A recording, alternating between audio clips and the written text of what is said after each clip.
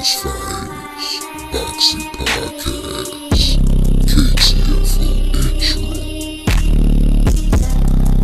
Mr. Carl Cleveland.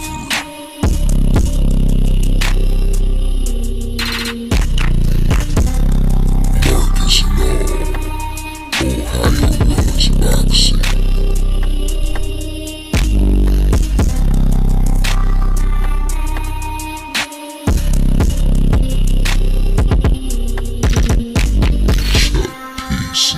C-Ville's finest.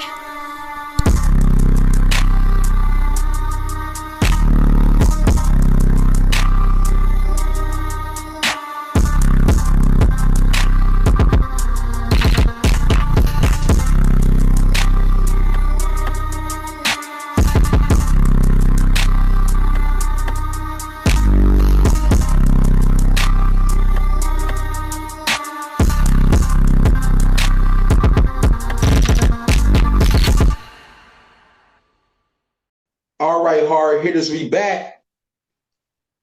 Chuck P. C-Ville's finest, Mr. Carl Cleveland, Marcus Null, Ohio runs boxing, Ohio's finest boxing podcast. Let's go. Hey, listen. First of all, brothers, how y'all doing, man? Pretty good, man. I'm great. 2 more weeks, we in Cleveland. Let's go. I'm good. I can't complain, man. Hey, check this out, Mr. Cleveland. I want to run something by you, bro. You know, this month, bro, 7 years ago. It's been that long? We started the Ville, bro. Damn. It's our anniversary. Man, congrats, baby. Congrats. 7 years. The first fight we covered, Mr. Cleveland, now remember, we were on another platform that was going nowhere, okay? But when we brought it back home, the first fight we covered was Jamal Charlo versus Brandon Adams. Oh, yeah, I remember that. Brandon Adams put up a decent fight. Hey, that was a good fight, bro. Brandon Adams put on a damn good fight, bro. I thought we would see a hell of a lot more of him after that, man. I like Brandon Adams. He won the Boxino tournament before that too. Yep, I think he yep. beat Willie Monroe Jr. Bingo. Mm-hmm. But yeah, man, just wanted to throw that out there, man. I appreciate all the hard hitters, bro, that's been with us from the beginning, man. All of the boxers that we worked with, bro, in 7 years, man. I want to thank all y'all, man.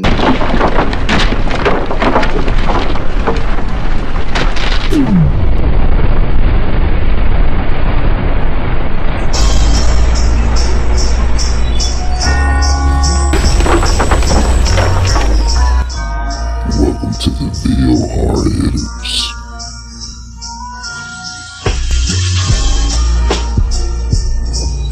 Hey boxing fans, the Magic Man, Antonio talking. And I'm telling every hard hitter out there, go check out my man Chuck P on the Ville's Boxing.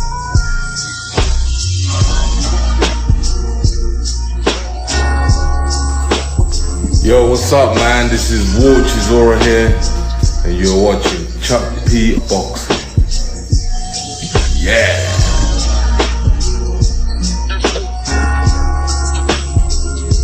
What's up? It's Fashawn Suzanne, aka the Heavy Hit Diva, and I'm on the Ville's Boxing with Chuck P. Hey guys, Ebony Bridges here, the Blonde Bomber, and I just want to do a big shout out to Chuck P and all the hard hitters. You guys are awesome. I love your channel. Keep up with the awesome videos and boxing analysts. Big love always from me.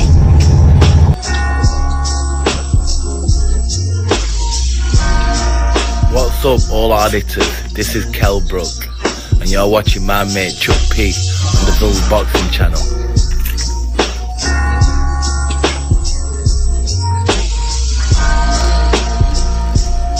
What's the deal, hard hitters? It's the champ, Shannon Cannon Briggs, 2-time heavyweight champion world. That's right, you rocking with Chuck P in the Ville Boxing. Let's go, champ. What's up, champ? Let's go, champ. Let's go, champ. Let's go, champ.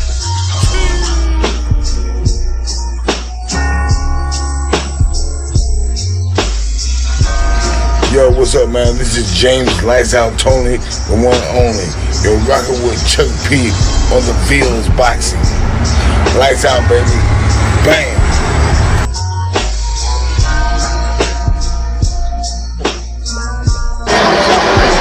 Hey, what's up, hard hitters? I'm Brian Custer, the host of Showtime Championship Boxing, and you're watching the best. Chuck P, the Villes Boxing.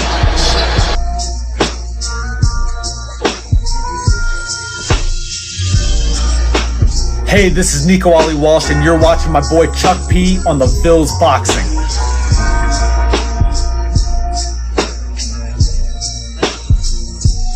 This is Butterbean, and you're watching my friend Chuck P on the Villes Boxing.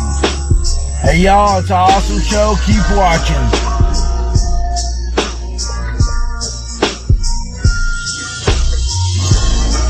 Hi, Larry Homefield. Hey, you're watching Villes Boxing. Chuck P. Knock 'em out.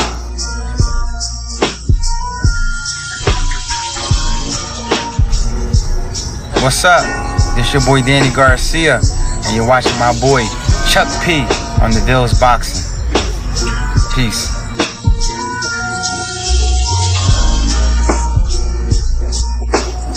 Hey yo, what's up with it?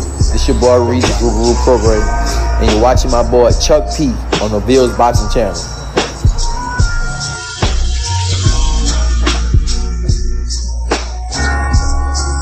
Chuck, we're gonna try it again. Hey, this is Ray Boomer Mancini, and all you hard hitters, you're watching Ohio's own Chuck P on the Villes Boxing channel. Chuck, thank you for hitting me up. Thank you for asking me to do this. I'm very honored to do it for you. You take care. God bless.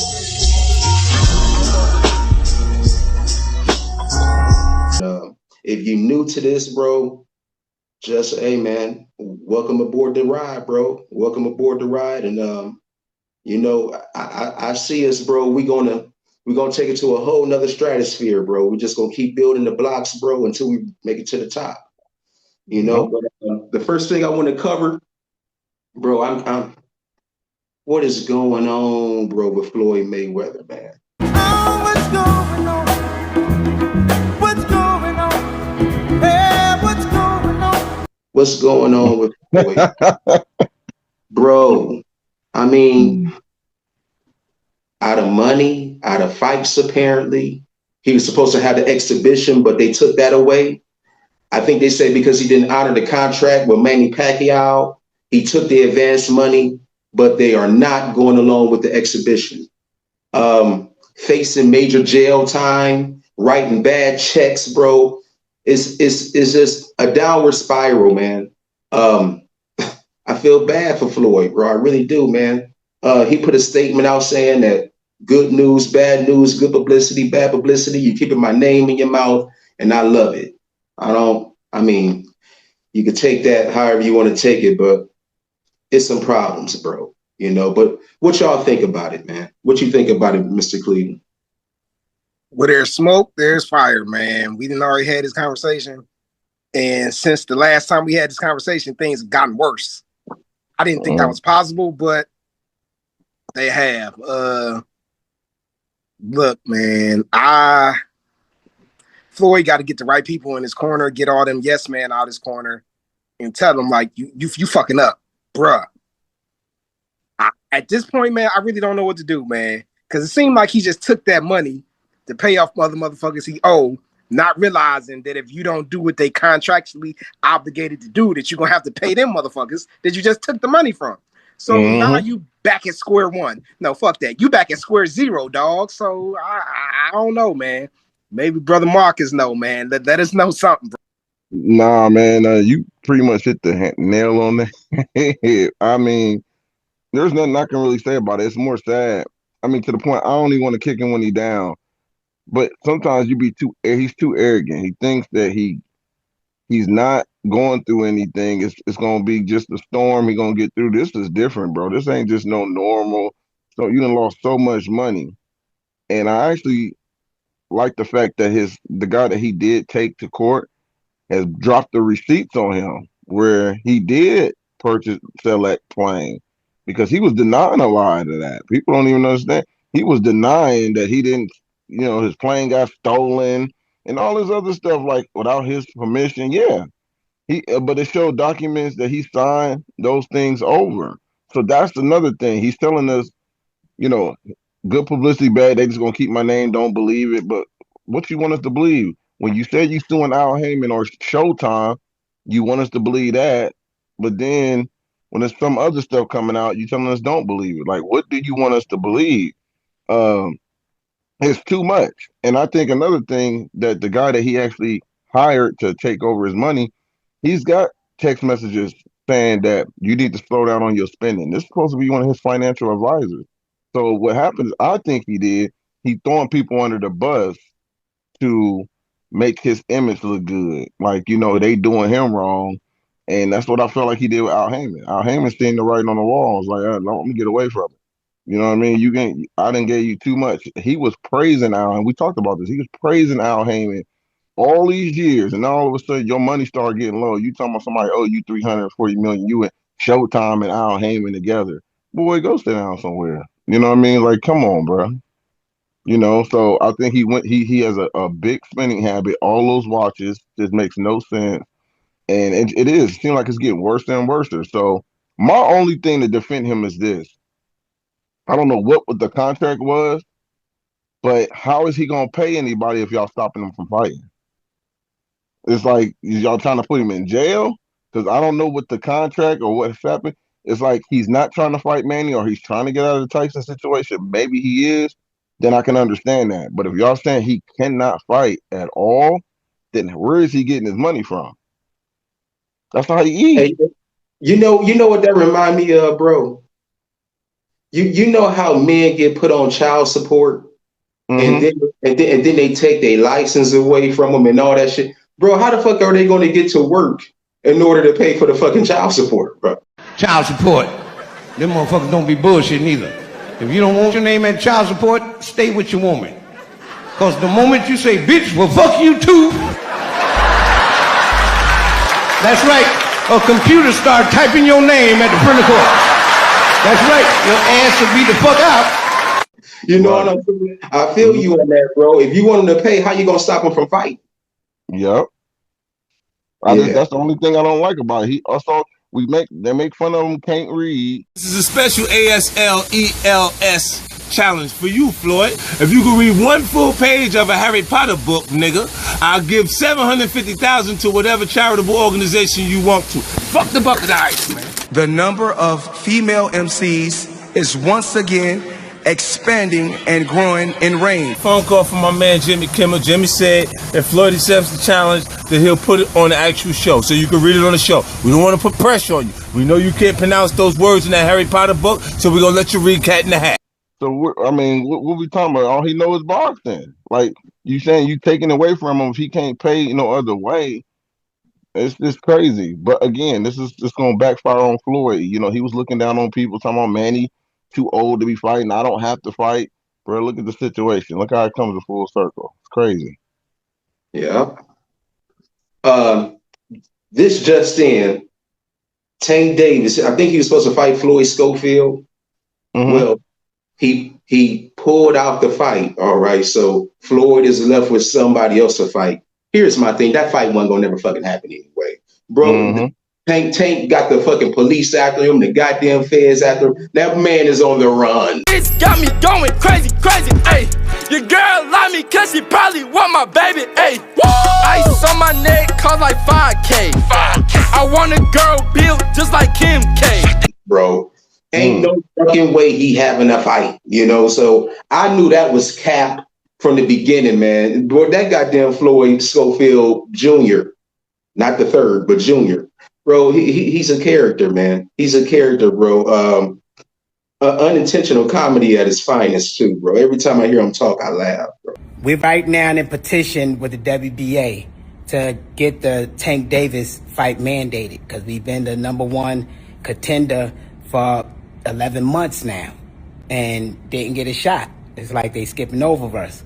So right now we got that petition going to find out what the WBA and Tank gonna do. Because right now they saying Tank want to go up to 140, to fight Pitbull, but that put us on hold.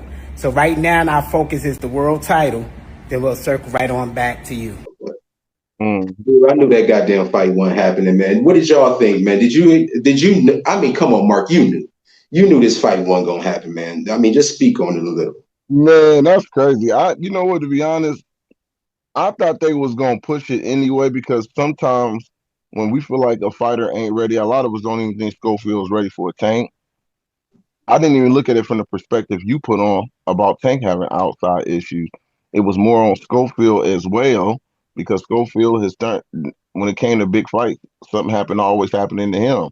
You know, I made promises to God when he was laying there that he survived, and it was serious. It was really serious to the point the British Border Commission doctor looked at Floyd and they rushed him to the hospital, not by ambulance. We had to throw him in an SUV and get to that hospital fast. And they worked on him. They got him back right.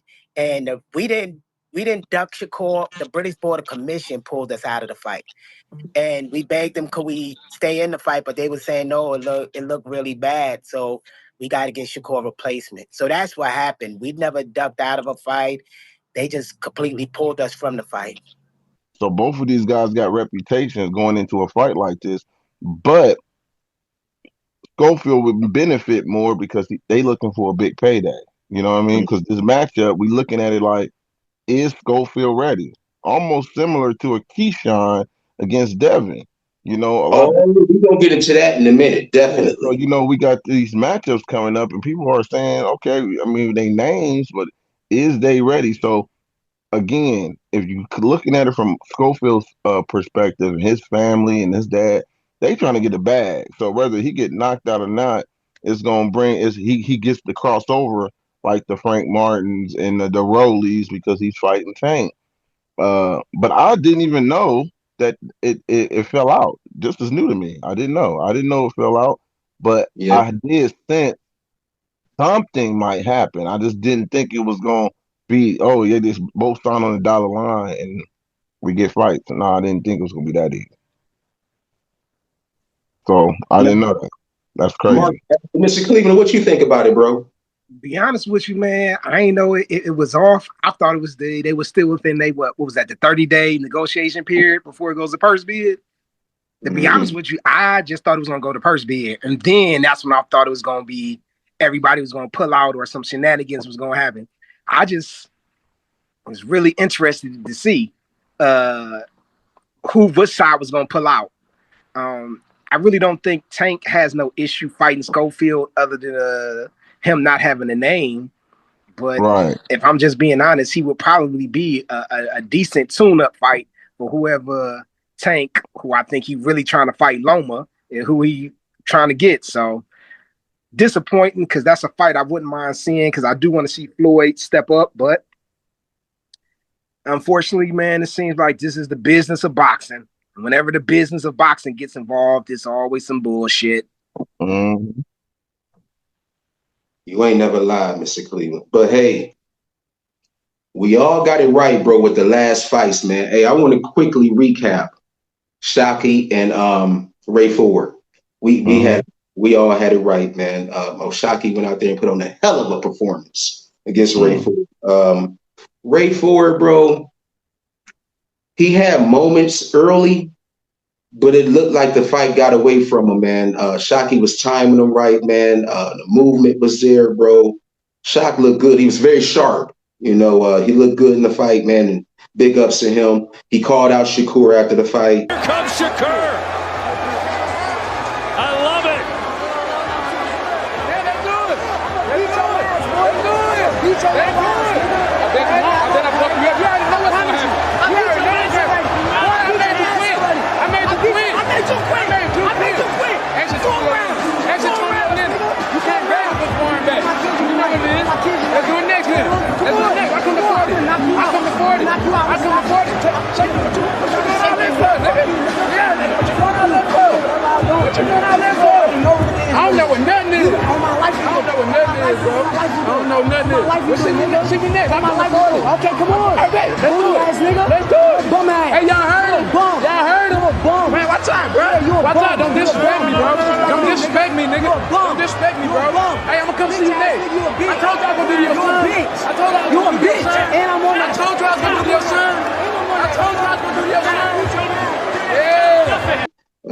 fight ain't happening. That fight ain't happening. But it's not, bro. I mean, all this talking and squawking, like, bro, I'm getting sick of it. But Mr. Cleveland, Mark, what y'all think about that fight?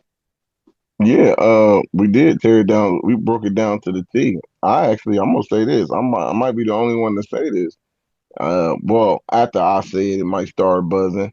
I think O'Shaquie is calling out Shakur because he's going to be put in a situation where he has to fight Abdullah. Mm-hmm. They will start running low over there in Top Rank. I think Top Rank is comfortable bringing O'Shaquie up to 135 against Abdullah Mason, and it's going to be a good fight, but Abdullah will be too much for O'Shaquie. So I think sometimes you have fighters that do that. Example, Alicia Bogardner. She does not want Carolina right now, even though they're in different weight classes. Carolina's entertaining that. But Alicia's talking about, I'm trying to get a big fight. She want a big bag because she feel like she going to get thrown into the slaughterhouse. That is what O'Shaquie is going to be facing if he don't get that big bag. I still think he's a good fighter. It'll be a great fight. History with Texas and Ohio is dope anyway, you know what I mean, with the history. But yeah, I think but back to the fight, Ford did come off strong. Ford came off really, really strong. He looked good for a second. I don't know about the throw out in the ring, man. When he got thrown out in the ring, dude, it was just like, dude, is you just extra with it? Come on, bro. How you get tossed out the ring, bro? Fighter, the front foot battle is key as Shockey throws him out of the ring. And this will be a very interesting call. That was a crazy sequence, man. But he showed a little urgency after that happened too. But overall, the fight, O'Shaquie, he just looked good, man. He sharpened up. He sharpened and did his thing. Some people didn't even like the fight. Some people didn't even like the fight because they felt like the hype leading into it didn't lead up. It wasn't that much violence like they thought they were going to get because of the hype of the fight. But that's what fighters are supposed to do, man. You're supposed to build it up, whether you deliver or not. I thought they did well, hyping it up. I thought the fight was decent. I still was intrigued. I was into it, you know what I mean? So, and the call out, seeing Shakur get in there with him, man, it was a storyline. But like you said, Chuck, I don't think that fight is going to happen. Mr. Cleveland, what you think, bro? Yeah, I pretty much concur, man. That fight, like you said, Ray started off pretty decent, but it seemed like the longer that fight went, O'Shaquie kept getting his timing. He got his rhythm down. Start well-timed body shots. He was just doing it all. And by the end, you was like, yeah, unless he knock him out, he ain't gonna win this. The call-outs after the fight with Shakur, I was loving that. Even though, to be honest with you, I don't think that fight is gonna happen. And just to piggyback on something Mark was saying, man, if he gonna end up fighting Abdullah Mason, he better do that now, because the longer he wait for that, the worse that ass whooping gonna be. If you gonna fight him, if you see that's the way Top Rank is gonna position you, you go press for that fight right now. Because if you give Abdullah Mason 2-3 more fights, nah. He only gonna get better. He is only gonna get better. Mr. Cleveland, you ain't never lied, bro. You ain't never lied on that. Hey, one more thing I want to mention. Bam. Wins another title in another division. I'm going to say this, bro. He better stay the fuck away from Inouye. He better stay the fuck away from Inouye, bro. He ain't ready fuck for that. Go for Inouye. That's the only person around that weight class that's going to give him some type of comp. I can't even say Bam is going to win, but I need somebody, man. Because I'm sorry, man. Inouye just don't do it for me, man. So I need somebody to give that brother some comp. I'm going to tell you who going to beat Inouye, bro. Shoo Shoo. Shoo Shoo character? I just want to make sure we talking about the same person. All right, man. You know what? I'm going to have to go rewatch some Shoo Shoo fights, man. I don't. Hey, Cleveland, dread lightly, man. He coming to Cleveland in a couple of weeks, man. Show some love. Hey man, well, you know what? That'll be the time for that he can show me and I can see it with my own eyes, man. Because I don't mind admitting when I'm wrong. I just don't see it at this time.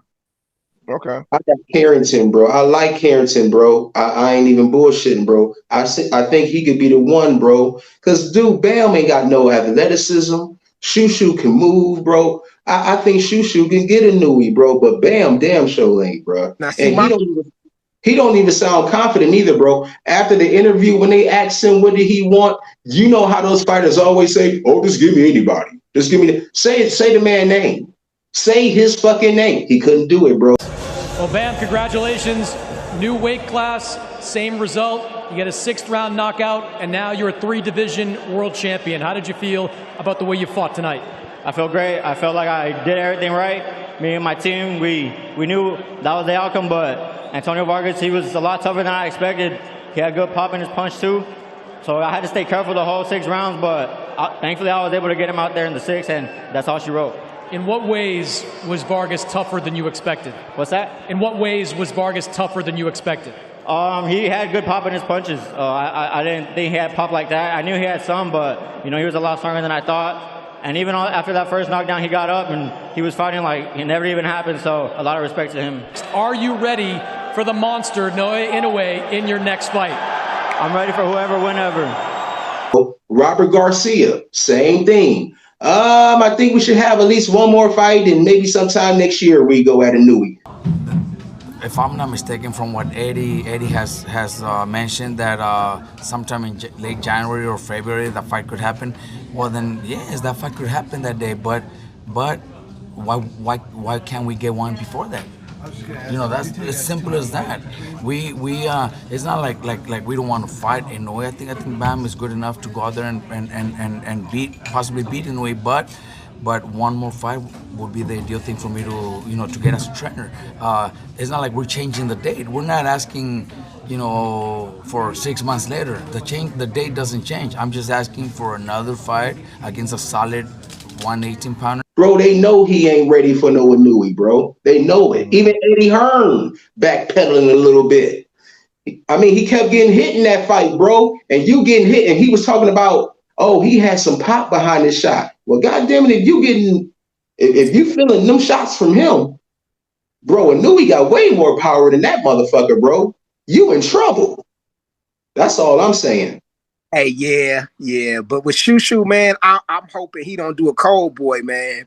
That's my biggest concern too. Like he get up on that stage and then he freeze up, don't do the shit that we used to him doing. Start trying to pretend like he a different boxer, not using a jab, all off balance, lead foot like 6 feet in front of his body. That fight with Cold Boy and Inoue, man. That's all I can say, man. Right now, I know the fight's not over. I don't think he has the Inoue can get there. Foden has a wide stride. It's really hard to get in and out. Oh, right hand hurts him. Oh, a huge right hand for time to work here in round number 8. Fulton hurt badly. The monster on the attack, trying to claim 2 more belts as Fulton tried to grab the ropes, backed up into the corner. Here comes Inoue. That destructive, decisive power does it again. No, I agree 100%, Cleveland. I was like that too. When I thought about Shushu, I said, I just don't want him to freeze on the big stage because you fighting a power puncher, they start to hesitate when they fighting a power puncher. They overthink instead of going after him. They on the outside. They mid-range. No, man, attack him. Go after him, and put pressure on them. You got to, use feints. You got to show confidence because if they smell blood early, especially a knockout artist, they going after him. And that's what Fulton did. Fulton had that type of mindset. Fulton was too careful. I'm like, this dude ain't even looking like himself. But I'm shocked you said that Inoue ain't showed you. You don't believe in him because I'm pretty sure you picked Fulton to beat him. No, what I mean by that, well, yeah, but that wasn't a Fulton that I seen fight. Like, he has not beat the best at their best, and that's not his fault. Because I'm gonna be honest with you, that's on Cold Boy. So what I mean by and he ain't showed me nothing like I don't see nothing special. I see dudes getting up against him, not doing their best. And the reason, you know what? This is the real reason too. Because I seen an old ass Nonino Donaire whoop his ass, break his jaw, did all that shit to him. I'm like, a 40-year-old Nonino Donaire did that to you, bruh? A 40-year-old Nonino Donaire? Like, let one of these young, hungry lions who ain't got no fear fight you, and I think the outcome will be different. But hold on, Mr. Cleveland. You saw what he did to Donaire that second fight, though, didn't you? Managed to find his balance, but Inoue, man, it might have been better to just go down, Dre, because Inoue is going to work here, and the knockout now does put down Donaire round 2, and this fight is over. What an impressive knockout victory for the Monster. Wow.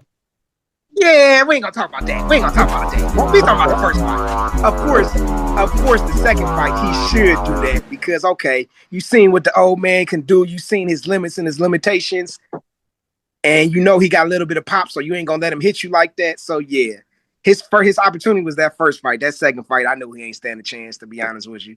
But that's what gets me. I don't know why. Let me ask you a question, Cleveland. Let me ask you a question. Ahead. It sounds like you get a little frustrated because you feel like Inoue is overhyped and we don't see him as much because of I don't watch a lot of his fights. I'm watching some of them, but they early in the morning. But he getting so much praise. Here's my thing. I think he is the real deal. And when I look at fighters that's being overhyped, I'm gonna say overhyped. When I feel like they're being overhyped, they eventually crack when everybody starts talking about them. When everybody start mentioning their name, when everybody's saying he is. Inoue has been performing well, in my opinion, under the pressure of being a pound for pound number 1 or number 2. And I look at that as like, okay, he's delivering. He's delivering from the hype that's being behind him. You get what I'm saying? Because you can't just can't sign a fighter and say, oh yeah, he's the best as the best. He still has to perform consistently. Because you did that with Chocolatito. He went up. Chocolatito was laid on his back.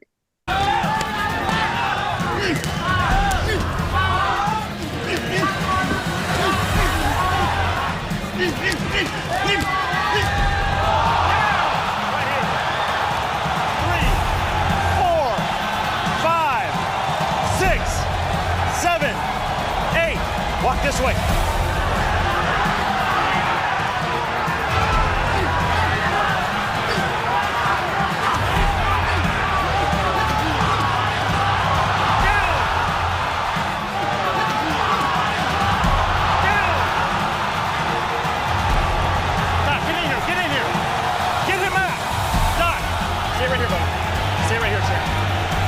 Winner by knockout victory, Sor Rungvisai.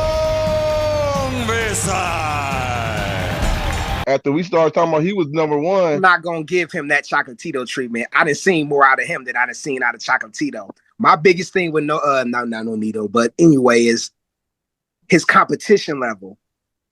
And he can only fight who's in his division and all that stuff. A lot of them younger, little weights, you really don't know nobody, but that's why I'm saying Cold Boy. For me, that was the best name on his resume. And he beat him. I'm not taking nothing away from him. The only thing I didn't like is Cold Boy's approach to that. But I can't take that out on Inoue because the dude who came up to fight him was scared. You got to call it what it was. I'm going to say this too. Antonio Nieves, I give him that too. Antonio is an American. He's out of Cleveland. That's my dude. Antonio Nieves is a dog as well that he knocked out.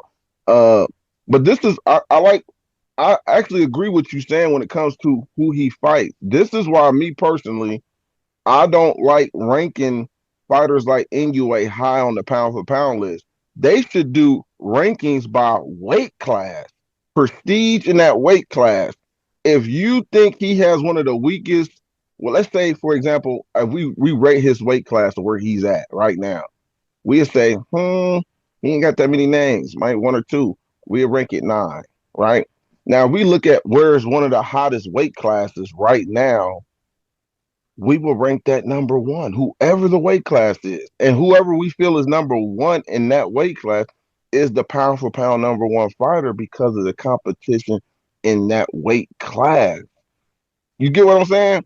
Like, Yeah, we're I not get you. looking at the fighters. I don't like the, oh, well, he heavyweight. No, if the heavy, because what happens is the heavyweights ain't in it. What happens is if you promote the weight classes and say, well, he's the best, it'll start attracting other fighters to get in those weight classes. That's number one. They'll start moving to those weight classes, or just be good. If your weight class is number 5 on the pound for pound list, you the best fighter in that number 5 slot. That's cool. But we can't move you number 1 because of your competition in the weight class. Does that make any sense? Or I'm just talking Yeah, crazy? honestly, it's perfect because I think to me that's another problem that I have with anyways. Because I'm not saying that brother can't fight because he can, but he's not fighting the type of level of competition that I need to see him fight for me to put him number 1. When people was trying to argue that he was number 1 over Bud, come on, dog. Come on. I can't do that. I can't, because I done seen the brothers Bud done fought.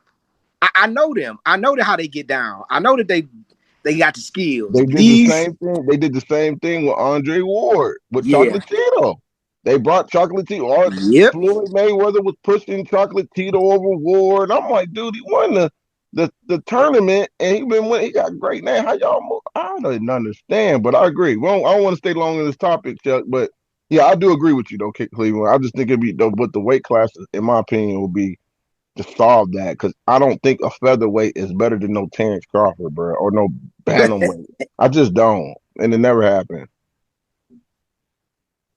Bro, y'all know what fight I watched the other night, man. They talk about Bud resume. Bro, I watched that fight when he fought Gamboa, bro. Dude, Gamboa, a lot of people shit on Gamboa, bro. Gamboa used to be cold, bro. Like Gamboa at 126, bro, he was a beast, bro. And I watched that fight, man, because Bud said that was the hardest fight he ever had in his professional career. So I just wanted to watch it again. And to me, bro, damn good fight, man. I mean, you know Gamboa, we know the outcome. Time. Good luck to you. I said, boy, I really hope I'm there to see that. Crawford really making good adjustments in this round. Is going to make this fight really interesting. Crawford. Hard left hand by Crawford. Takes that. Good shot. Hard counter shot by Terrence Crawford. Down goes Gamboa. Tremendous right hand shot as Gamboa was coming in. 11 seconds to go in the round. Crawford hammers it again with another right hand. Almost knocked him down. Left hand lands to Crawford. Gamboa on clear streak as the round ends. Good quick right hook. Good hook. There's that hook. Another right hook by Crawford. I've seen in 20 years. He can switch, and he's almost just as good left-handed as he is right-handed. Here comes Gamboa again. And there go the shots. And down goes Gamboa one more time. Another tremendous counter shot by Terrence Crawford. Not so much of the head shots as the body shot. Oh, this fight went from exchange. Tremendous exchange. Gamboa almost went down again. 6 or 30-pounder, not necessarily 30 from that size wheel on Gamboa. Good hook. Big left hook by Crawford. Uppercut by Crawford, you heard? Crawford is hurt. Crawford's hurt now after a Gamboa shot. Crawford inside. And now Crawford's taking command again, and he hurts Gamboa. Oh, that was Gamboa. Thunderous shots by both fighters. Down goes Gamboa. Third knockdown for Crawford. Tremendous left-hand shot by Terrence Crawford. One shots, bringing them up from the floor, and Gamboa coming forward. Down goes Gamboa, and that'll do it. Fourth knockdown of the fight, and a knockout for Terrence Crawford. Dude, I just want to give credit to that boy Gamboa, man. I mean, a lot of people shit on him, bro, that when Devin got the beat in his ass and Tank got the beat in his ass.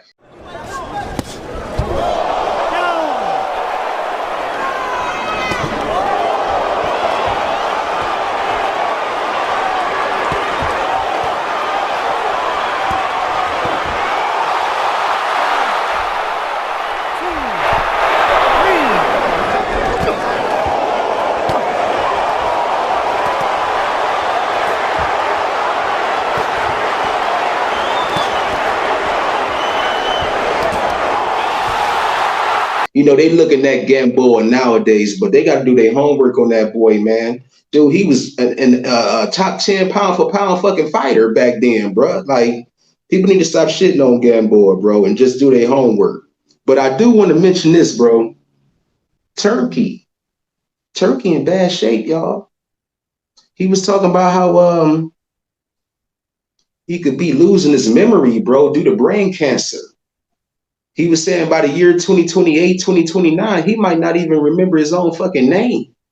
He was saying how he want to get all the promoters together, stop all the bickering, including Dana White. He said he want to get everybody together to try to make boxing great, man, because he ain't got that much time left, bro. I think when Turkey go out the door, bro, we in trouble, man. We in big trouble, dude, because you got to find somebody with that same passion that Turkey got for the sport, bro, where he was making these big fights that we wasn't able to see. When we got away from the A side, B side, when we got away from the other side of the street, I believe if Turkey gone, man, it's going to take a turn for the worse, y'all. But that fucked me up, bro, when I read that, man. What y'all think about it, man? We might be losing Turkey in a matter of a couple of years. Turkey, man, I read that same thing, and it shocked me. And I'm thinking like, man, to be honest with you, even with all the stuff you just named that he's doing, these guys are still acting like that, these other promotions. So if he's gone, like you said, I don't see boxing standing a chance of getting out this A side, B side, left side of the street, right side of the street, my promotion versus your promotion mentality. I like you said, I love the fact that he's giving us the fights that we want to do. He ain't even talking about how these promoters talk. Well, I can't make that fight. You know how much money, like when Bob was talking shit on Bud, you know how many office buildings in Nebraska I could have bought with the money I lost on Bud. He just doesn't sell. You ain't hearing nothing of that with Turkey. It's the fight we want to see, and he gives it to us. I can't get mad at that, man. And I'm seeing how these guys are operating. Even the dudes he was doing business with, like you saying, like Dana White and the Zuffa boxing stuff now, man. I hope he's able to get this stuff under one umbrella and do something, because, like you said, when he's gone, it's going to get worse, man. And the crazy thing about it is, all right, I'm gonna leave that for another one, man. But I was just thinking, like, man, what happened if that misfit boxing shit started taking over, man? That's boxing is on this BS. Bro, I might start watching it, bro, honestly. Because I'm gonna be honest, I don't know if we was gonna talk about this, but I've been seeing AB a lot with some YouTuber or some streamer. Okay. We're gonna give AB in a minute. All right. Yeah. Well, I'm gonna say this. I didn't know he had he has brain cancer. Mm-hmm. Yeah. Wow. Didn't know that. It's crazy, man. You just take a look at it, perspective in life, man. People can have all the money in the world, man. It's about being healthy at the end of the day, too, man. So, wish them nothing but the best. That's crazy when you got brain cancer. Golly. I don't think boxing will be worse off. I think at the end of the day, it brings some of these fighters, in my opinion, back down to reality. They're not going to get the pay that they think they need to get. And you're going to have these other promoters competing with one another. To me, I don't like it under one umbrella because it's too much power under one umbrella. And I've seen it from the experience of Albert Bell not being able to get a world title shot from this sanctioning body. So he got to go another place and get a world title shot, which helped him in the long run. But imagine if that was just a Dana White organization where they don't feel like he's worthy of a world title, or he ain't selling tickets. He don't get to fight, under this one umbrella. He can't go nowhere else. I like the fact that I don't want as many promoters. I like the 4 we got.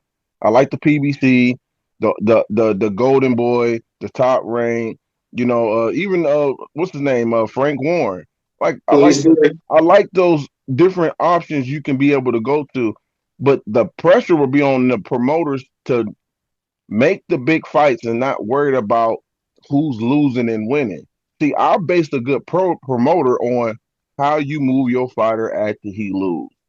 It's easy to move him when he win. How do you move him when he takes a L? How do you get him back in the winner? Golden Boy did a great job with Canelo. They did a great job with Canelo because Canelo got the A-side power back, and it didn't even feel like he lost to Floyd. You get what I'm saying? They was getting him the right matches. He was exciting fights. That's how you keep people intrigued. We don't care about you losing. I mean, Canelo then lost, and correct me if I'm wrong, Chuck. Canelo lost to Bud, and they still put him in the middle and the front poster like he the man when Bud beat him. That's a fact. You get what I'm saying? Mm-hmm. That comes from branding your fighter very well, even after a loss. So I think that's how I judge a great promotional company, where a guy takes an L, y'all able to pivot and know how to rebrand him and rebuild him with good fights. And we don't care about him got 1 or 2 losses. We love the guy. So that's, at the end of the day, the promoters got to get back to that, because once they start to respect there is losses in boxing, they take more risks because they know how to manage that. That's how we start getting our fights, where we like, okay, man, we can, even if he lose, he lost to, if Devin fights Shakur, that's a great fight. It's not a bad loss on any one of their records. Rebuild them. That's all I'm saying. Hey, speaking of Ben Shalom and Boxer, they just signed with the Zone too, bro. So another promoter over there, man. Like the house is getting full, bro. They looking like Danny Tanner over there, bro. It's a full house over there, the Zone, bro. So,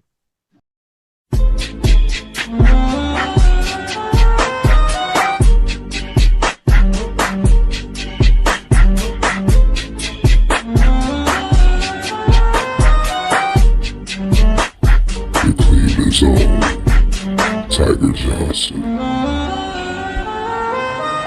It's Tiger Johnson kicking it with Chuck P from the Ville Boxing.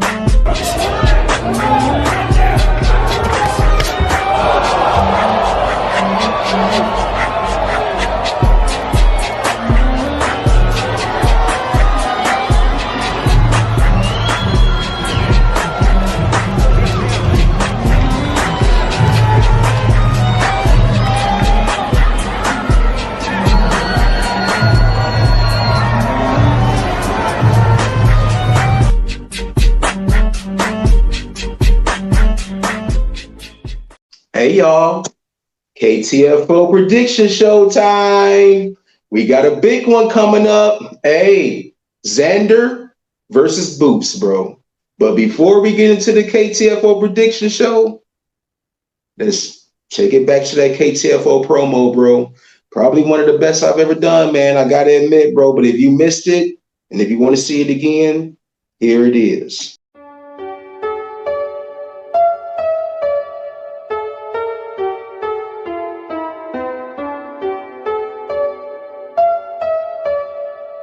Crazy on the beat and I don't like that. Xander's highest versus Gerard Boots Ennis. KTFO promo. Crazy on the beat and I don't like that. He is the reigning, defending NABO and NABF junior middleweight champion from San Juan, Puerto Rico, Xander Ramirez disappointingly lost in the 4-round unanimous decision. He said he did. Black and silver shakes this knocked down right in front of us. I'm gonna take him to somewhere he's never been. You know, he's gonna feel uncomfortable. He's gonna be uncomfortable when he comes to fight night. It's easy to face guys that you're bigger than them, you're more athletic than them. But when you're facing a guy that is as big as you, that is as athletic as you, that is as composed, as smart as you, it's a whole different story. And come June 27th, he will see why this 23-year-old is a unified world champion. Introducing the reigning, defending, undefeated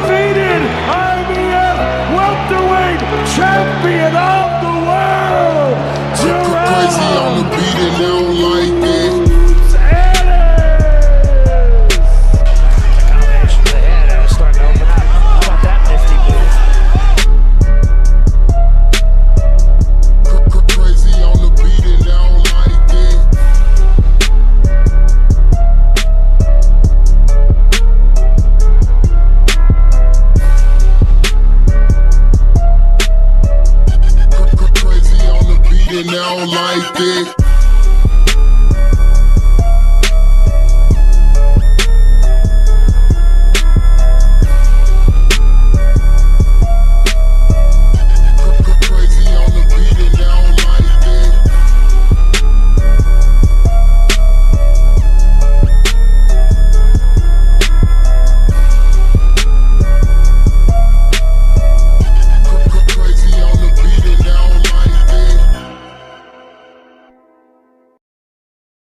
All right, we back, hard hitters. KTFO prediction show for Xander Zayas and Boost Ennis, bro. Hey, this is a big one. Hey, I want to show y'all, man. I know I said I wasn't going to get no more, but I went on ahead and got this role play. I went on ahead and got it, man. I haven't even taken out the plastic yet. I'm kind of scared. I'm scared to take it out the plastic, bro. I really am, man. I know it's going to be some bullshit. But they said this is going to be the fight of the year. If it is the fight of the year, I figure, hey, man, it'll be nice to have some type of memorabilia. You know what I'm saying? But getting into the fight, goddamn Xander, very confident, man. You know, he's very confident. I will say that. But hey, the last time I talked about somebody being very confident, it didn't go his way anyway with that Brian Norman fight, bro. We know how that ended up going down. Chris, it wasn't close to getting up. His glove was still on the ground. And again, he's trying to get away from the power of Norman Jr., but there's no way back. Down again. Now, Josh Wagner's grabbing his shoulder. He's not getting up.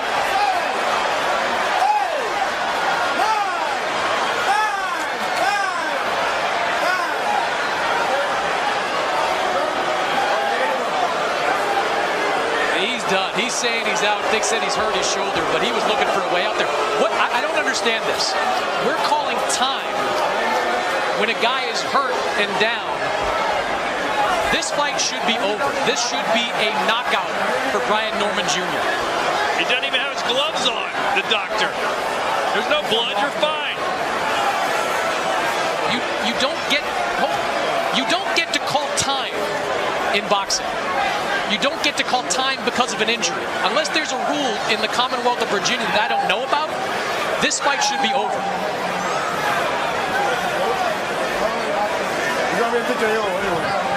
This fight's over regardless. And it's over. Better late than never. Brian Norman Jr., the assassin, is back on the winning track with an explosive performance here tonight. The motherfucking assassin is back, motherfucker. You know, but right. It's something about Xander, though, man. I was looking at it, you know, his last couple of fights, and you can see he was getting ready for Boost, bro. You know, he was moving more, using more angles, you know. He got a little power behind him, respectable pop, you know. Not like a world beater, but I believe Boots, bro, might have just a little more in the bag, man. You know, as far as this, a lot of people, they want to talk about Boots' defense, but I think it's the opposition Boots had where he didn't have to do all of that shit, you know. But I believe the defense from Boots in this fight, because I believe he's going to show it, I believe that's going to be enough for him to counter Xander, use his angles on Xander, and later on down the line in the fight, like the second half, I believe Boots will start to run away with it. I believe Xander would get defeated mentally. Young fighter, bro. Still got to grow a little more, in my opinion.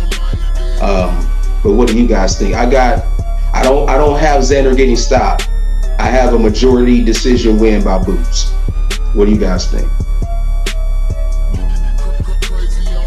I think it's gonna go the distance too.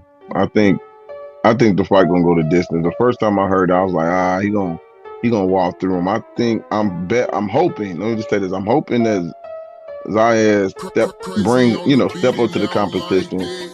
I've already questioned. I had question marks for him being unified, and he ain't got nobody on his resume. I mean, that's kind of crazy when you think about that.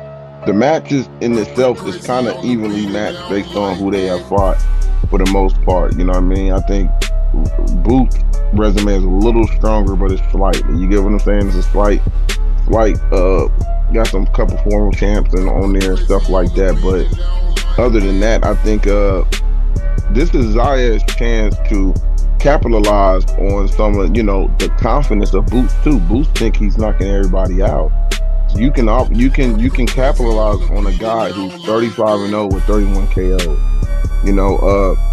He only know one way right now. I don't think nobody has put him in a situation where he has to dig deep or go or his coach Bootsy ain't as experienced as people think he is too. Bootsy ain't really had to dig deep. Now I will say when they fought Karen and Karen was moving around, you seen the instructions wasn't as elite, I will say. You know what I mean?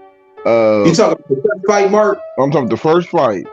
And then, they worked on the second, but Karen stayed in the pocket. Karen was in the pocket more than they thought they was going to have to chase. So that's the thing of making a adjustment. See this as a majority or split decision. I can see a 116, 112, and a 115, 113, 2 for Boots, 1 for Xander.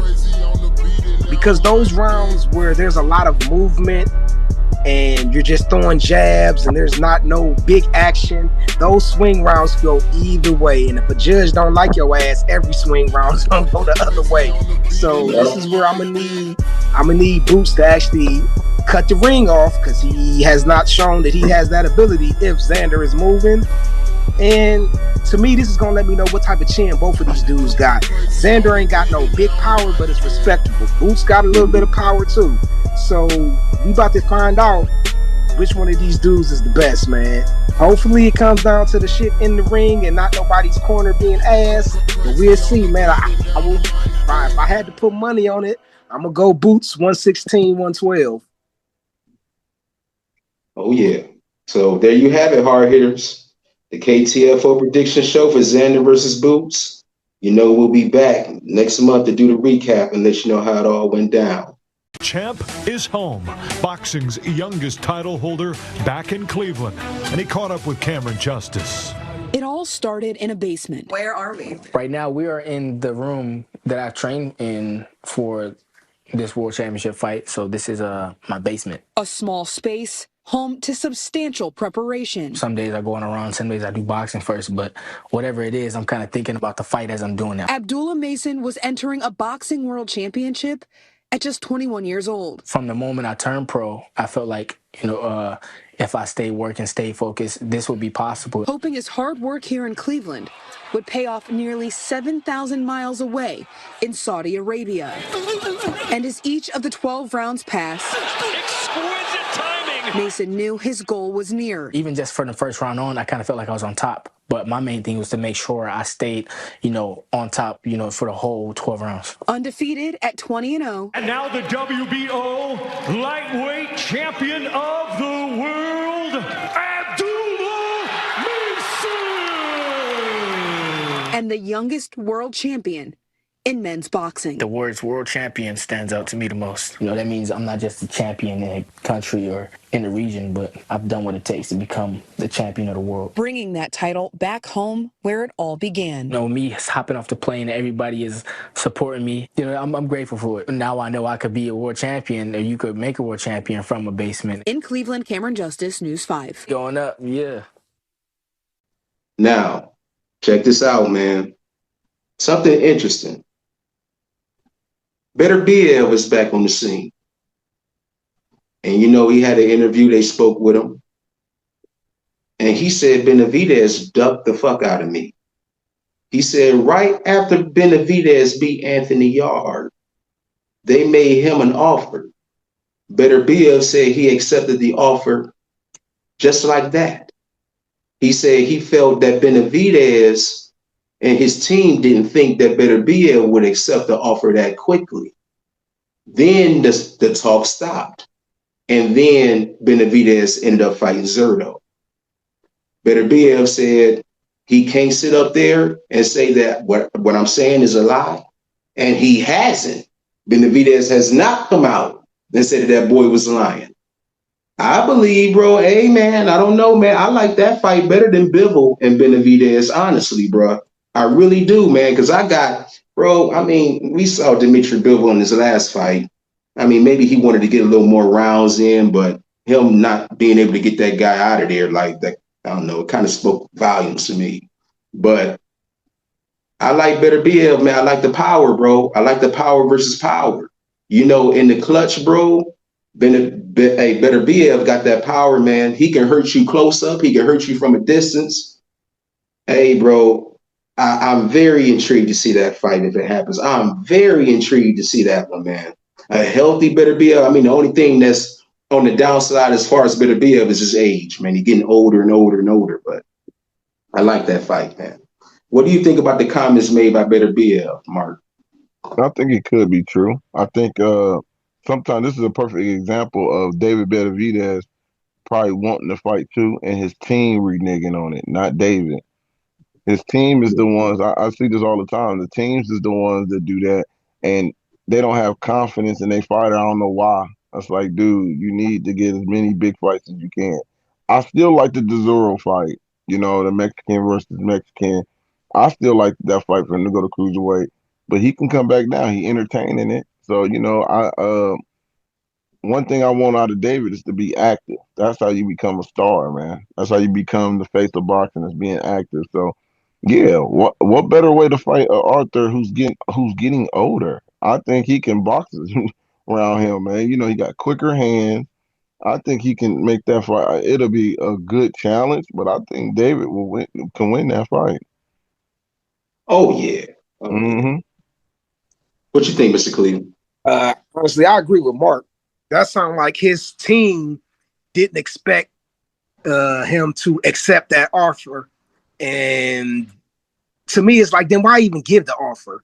That's the problem with boxing, because these dudes all want to say, "Oh, he ducking me. He ducking me. I sent them the offer and he reclined. He ducking me." No, dude, your team don't want you to fight that guy. It don't matter if you want to fight him.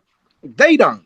And unless it's some Canelo telling Oscar, "I want to fight Laura," normally it don't happen. So it's like, if you really don't have no real intentions, don't even send no bullshit offer, because once your bluff is called, you can't put that card back in the deck. I already know what it is. And now, if those dudes were to fight, I think Beterbiev is gonna have a mental edge, because he gonna think Benavidez is scared of him. He gonna be like, "Man, they offered me peanuts to fight his ass, and I did it, and he still didn't want it." So that's just going to give him another level of confidence if they actually ever do fight. It is a good fight. I want to see it. I want to see Beterbiev versus Benavidez. I want to see Bivol versus Benavidez. I want to see a third fight between Beterbiev and Bivol. So to me, now might be a time for a Super 6 tournament at 175, man. And let's get all this out the way, and we can find out who the best is, man. Because I think Chuck still think Beterbiev is better. I think Bivol is better, but I think Benavidez might be able to beat both of them. So, yeah, let's make it happen. I agree with everything you said. That's a fact. I do think Beterbiev is better than Bivol. I do, bro. But a lot of people think that Bivol won both fights, but you know, close fight. Those are close fights, bro. Both of them. Yeah. If they fought again, it'd be the same damn thing, bro. But speaking of ducking, let's talk about this whole Keyshawn, Shakur, and Devin soap opera. I'm so fucking sick and tired, bro, of all these fighters hopping on Twitter. I don't give a fuck about who's undefeated when it comes to your Twittering. I want to see who's undefeated in the ring. I don't give a fuck about all that talking and squawking. Let's get the fucking walking. Let's just fucking fight. What is the problem? You got this fucking bromance between Shakur and Keyshawn. Dude, Devin Haney, I need Dev to fight. You know what? Fuck Shakur right now, because it don't seem like Shakur really wants it. Go ahead and fight Keyshawn, bro. Go ahead and fight Keyshawn. Even though they did make an announcement saying that Keyshawn is not his mandatory now. You know, a lot of people were saying that, man, that Keyshawn is his mandatory. The WBO came out and said, no, not as of yet. we're going to give Devin the pass to try to make the Shakur fight. If he doesn't make the Shakur fight, then they can go ahead and try to revisit Keyshawn. But I thought that Keyshawn was his mandatory. And I'm like, okay, well, he has to fight him or he's going to lose the belt. That ain't the case. He ain't his mandatory now. Yeah. We'll see how it all pans out. But I'm just tired of all this soap opera bullshit, bro. I'm tired of it at this point. But what do you guys think about the whole triangle between these three? Yeah, me too. I'm tired of soap opera. It's cross promotion. That's all it is. It's cross promotion. They use each other names, clicks. I tell people all the time when real fights get made is when y'all don't know about it in the public, in the media. They talking to each other privately. That's when real fights are getting made. All this, hey man, let's meet at 44, 140. Like y'all doing all this for media and the fans. I'm like, bro, just make the fight. You know what I mean? So that's the problem I have with it. There's too much. It is a big soap opera. But yeah, as far as the WBO rankings with Keyshawn, that's true. They say they got over, I think it's 18 months before they even commit that, even make it a mandatory. So to me, that's a politic move too, where they can manipulate. That's all that is. You know what I mean? He's number one in the spot. They didn't pay for that spot. That's exactly what Top Rank did. So who knows, Devin might fight somebody. Let's just say if Devin fights somebody and get robbed and lose, Top Rank will be in position to fight for the vacant belt if Devin can't get it back. So that's a Top Rank belt, regardless of how everybody feel. That's a Top Rank belt. That's why I keep on that position. Well, hey, what they say, Mark? Well, Bob orders the WBO, bro. Yep, you're right. Mm-hmm. Mr. Cleveland, what you think, bro? First, Shakur and Dev are not fighting now. Both of them dudes supposedly got deals with Zuffa Boxing. That's when you're going to see them two dudes fight, is once they officially announce they Zuffa Boxing deals. That's going to be the last fight on both of their deals. So I'm not even entertaining Dev versus Shakur right now because I don't believe it's going to happen. I believe it's more likely that Dev will fight Keyshawn if Bob orders it. But if Bob don't order it, it ain't gonna happen. I don't like the BS because Dev and Shakur, if they was gonna fight, they could have fought at 135 when Dev had all them belts. And he offered, what was it, 25% of the challenger when he had that? And then homeboy Shakur talking about, no, that was a low ball. You weren't trying to fight him because Dev took a worse damn deal to fight Kambosos in Australia. So you can't. It's just publicity, man. Like Mark said, they trying to use each other's name to gain popularity, to get people talking. But if the talk don't lead to no action, it's a waste of time, man. And you're going to end up turning off more fans than you fucking bring to the game. So stop the bullshit. You know you ain't about to fight him next. Go ahead, get Keyshawn punk ass, get him out the way. Get him out the way, because I'm tired of his ass. Just, man, you know what? I ain't going to try to be negative on that, brother. Just get him on the contract, get him out of there, then you can go on with your business. That's how I feel, man. Well, now that we done with that, and I'm telling you, we are not talking about this again, bro. We ain't talking about this bullshit again until we get a fight announced.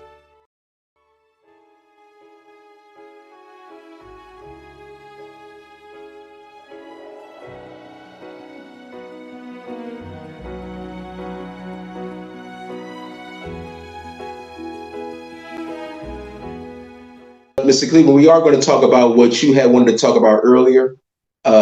Adrian Broner, man, another guy, man, downward spiral. He had invited Bud to hop on a live stream with him. Now, this is why I fuck with Bud. This is like one of the realest things Bud did. We gonna get into some of the craziest things that this motherfucker did too later on down the line. But first, Broner had invited him to a live stream, and Bud said, "Bro, I'm not hopping on with you, man." He said, "Look at you, bro." He said, "This ain't the Broner I want to hop on and have a podcast and live stream with." He said, "Get your fucking self together. Get yourself together, man. Then holla at me. Then I'll hop on and we can chop it up and laugh together." He said, I don't condone this, bro. Like, I don't like this Broner, bro. So Broner respected it too, man. He said, hey, I feel you. I feel you. He said, I'm going to get back right. I'm going to get back in the ring and we're going to chop it up, you know. And Bud said, you know, we'll do that, you know. But I mean, how y'all feel about Broner, man? I mean, you know, him and Dean the Great, bro, they making some very viral videos. And I'll tell you, now they got Ray J along with them now. I'm like, man, what the fuck? We not ending, girl. We doing a 30 days straight. Yeah, they on a 30-day straight. I've been on a 30-day game. What? You hear him? 30 days straight. He said, hey, he said, we doing a 30 days straight. He gonna do a 30-day game. What is going on, you know? But it's just bad, man. Broner just, every time you see him, bro, I don't think I've seen a moment where Broner's sober on that shit, bro. Every time you see him, bro, he just lit up. You know, it's sad to see, man. Like, at first I was kind of entertained by, you know, Broner funny, but it's like, dude, is he on like the path of destruction, bro? And he was saying in one of the videos, he said, look, I can continue to do this and I ain't got to get back in the ring and risk my life and possibly die. But bro, you're destroying your body in another way. I'd probably much rather have you get clipped and knocked out than you doing what the fuck you doing now. Mm. You know? I mean, what y'all think about it, man? No, I think it's, to be honest, it's not, to me, it wasn't sad. At first, when I first seen him, like, dang, when I first seen Broner drunk a couple years ago on one podcast, I thought that was sad. He's straight. You know, yeah, exactly. Super straight. Hey, whatever I got, he got. You want these draws? Hello. The fuck? Family. That's my baby. That's my man. What? Yeah, whatever. Let him point one of y'all niggas out. No. Y'all dead. No. But I done came to the point where people like Broner is just hard-headed, bro. Now people get to see what Al Heyman was dealing with. Now they get, he wasn't, even when Broner said that he told his mom when he first got his first stack of millions, he gave it to his mom and told her to give it to him for allowance. People don't even remember this. Broner said this. You can see it. It's on YouTube where he got video interviews saying that his mom was had allowance over his money when he first started getting it, right? Who do you think advised Al Heyman to give him allowance to help him? Because Al was giving him upfront money and then have to take it, you know?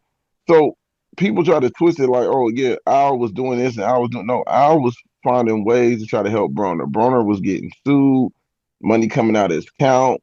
He had getting garnished out of his account. But the bigger story for this is Broner proved, the bigger story in his situation right now, I do hope he get better, but it's not for us to hope Broner get better. I think Broner is an example of some of us. We looking at ourselves. Some of us are alcoholics. Some of us have that same type of spirit that Broner has. And I didn't heard a couple guys say, yeah, man, I had to slow down after watching Broner, bro. I looked and said, dang, is that me? Is that how I'm doing it? Because sometimes those guys don't change. You have to look at them and say, you know what? This Broner's behavior is probably for me. It's for me to get my stuff together, not for him. Because Broner then had a whole bunch of brotherly love conversations with Robert Easter, Rasheed Warren, Mike Stafford, Crawford, Charleston White. He didn't had all these conversations, brother. You know, he didn't heard it. He's already is who he is. What we must do is tell our upcoming fighters, this is what you don't want to go through. This is what you don't want to do. Let his life be an example that you learn from instead of being that example, instead of going through it yourself. That's all we can do when it comes to Broner. I wish him nothing but the best, but making money, you still got demons in the house that haven't left. No matter how much money you still got them demons in the house that haven't left. And I think that's what people should take from him making money with streaming now. He's doing what he want to do. I'm happy he's getting money, but those demons ain't left. All right, Mr. Cleveland, take it away, man. I know you wanted to talk about it, man. Go ahead. And I got a kind of different opinion than you on this, Chuck. I think this is the best thing for AB, man. What? Bro, what are you talking about, man? I've seen some stuff where he ain't been sober and where he hasn't been sober, which is a lot. And then I seen some where he has been sober. It's the people he has surrounding him. He got a couple real ones with him, but he got some people that ain't, that's with him, man. And even a dude, Dean, a couple of his people, like it's been a couple times where they've been out. AB ain't drunk all day. Dean and told his friend, like, hey, don't bring up drinking around him. Don't do this, don't do that. Then the dude would be like, oh, AB, you ain't drink all day? And AB would be like, you know what? Now that you mention it, I haven't. Let me get a drink. That's the type of motherfuckers that you can't have around you, man. What I've seen from this, though, it tells me, like Mark just said, he got demons that he got to deal with. He needs some therapy that alcohol ain't gonna solve, man. But what I've also seen from this, AB need to be a coach. He needs to be a boxing coach. He needs to do for some young kid what his coach did for him. Because when you hear about him talk about his coach who died, man, boys start crying, man. And you know that ain't no made up stuff. He was like, man, that's part of the reason why I ain't got the zeal to get back into the ring like that, because my coach ain't here, man. He been coaching me since I was 6 and 7. I know he loved me. When he hard on me, I know it ain't coming from no place of hate. It's coming from a place of love.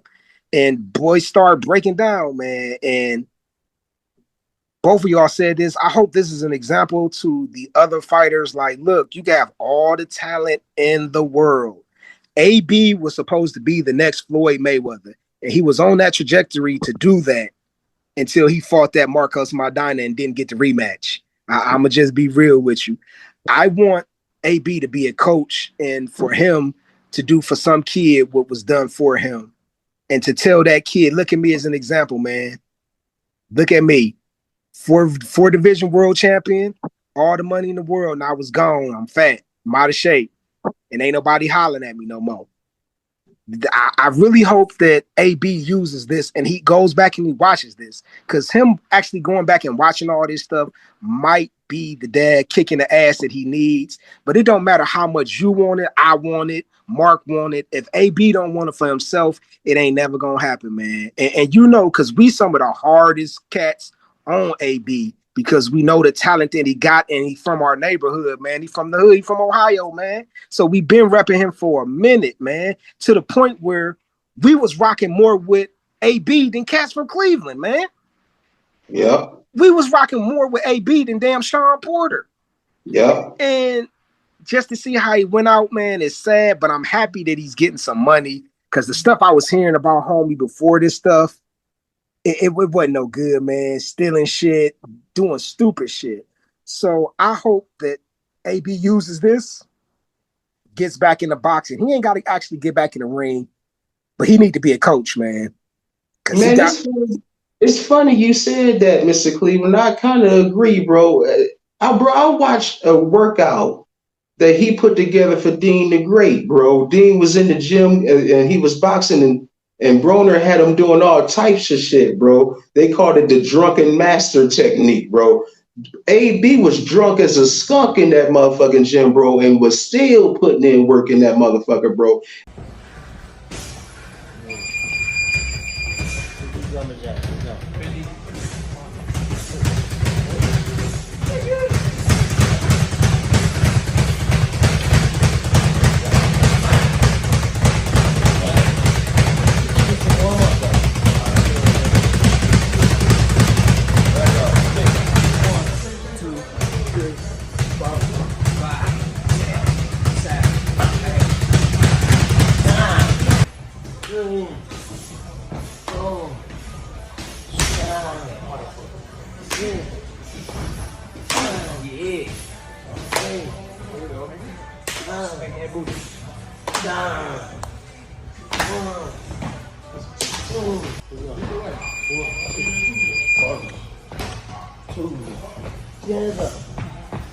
4, 5, 6, 7, 8, 10.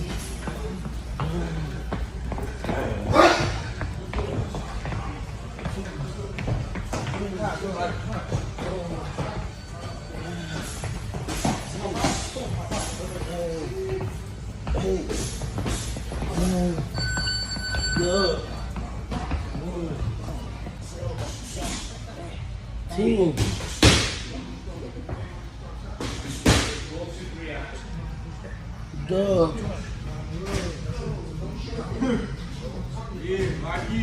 Steph Curry. I like that. Sean Kemp.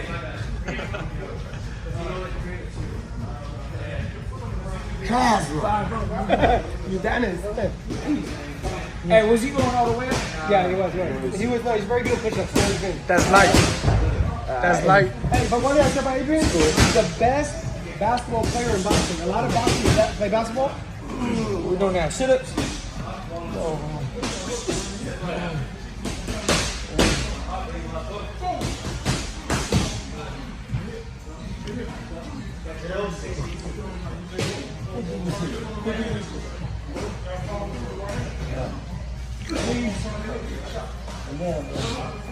Then right after, Pinky crunches. Right after. Look. Let's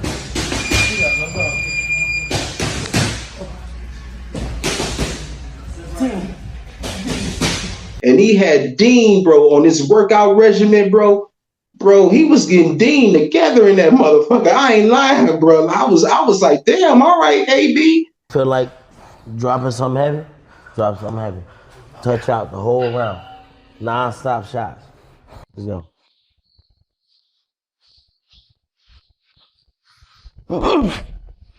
There you go. Non-stop. Keep working. Yeah, like we did at the gym. Keep working. Yeah.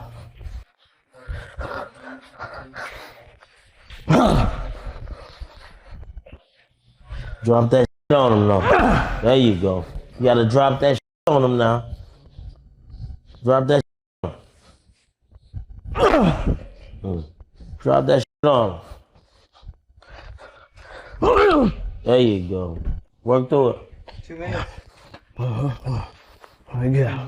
We got. Keep working. Good work. Good work. How's that, man? Keep working, gang. Oh, I ain't like that one. I ain't like it. Good work. Keep working. 130. 2. Supposed to be 2. Oh, 2. All right.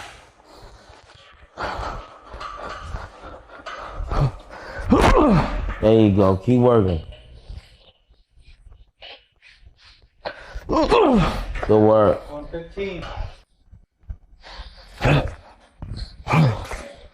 Keep working. Work. 1 minute.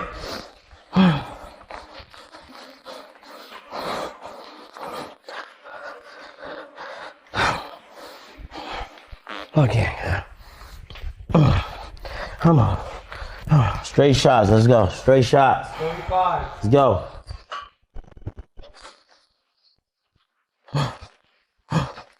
Stronger. Stronger. 30. Pick it up. Come on, big. Straight shots. Elbows in.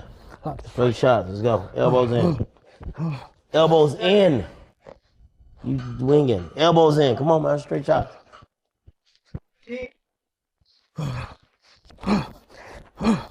Come on. Pick it up.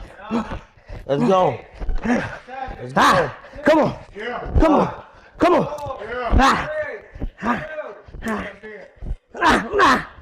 Good work. She should have me.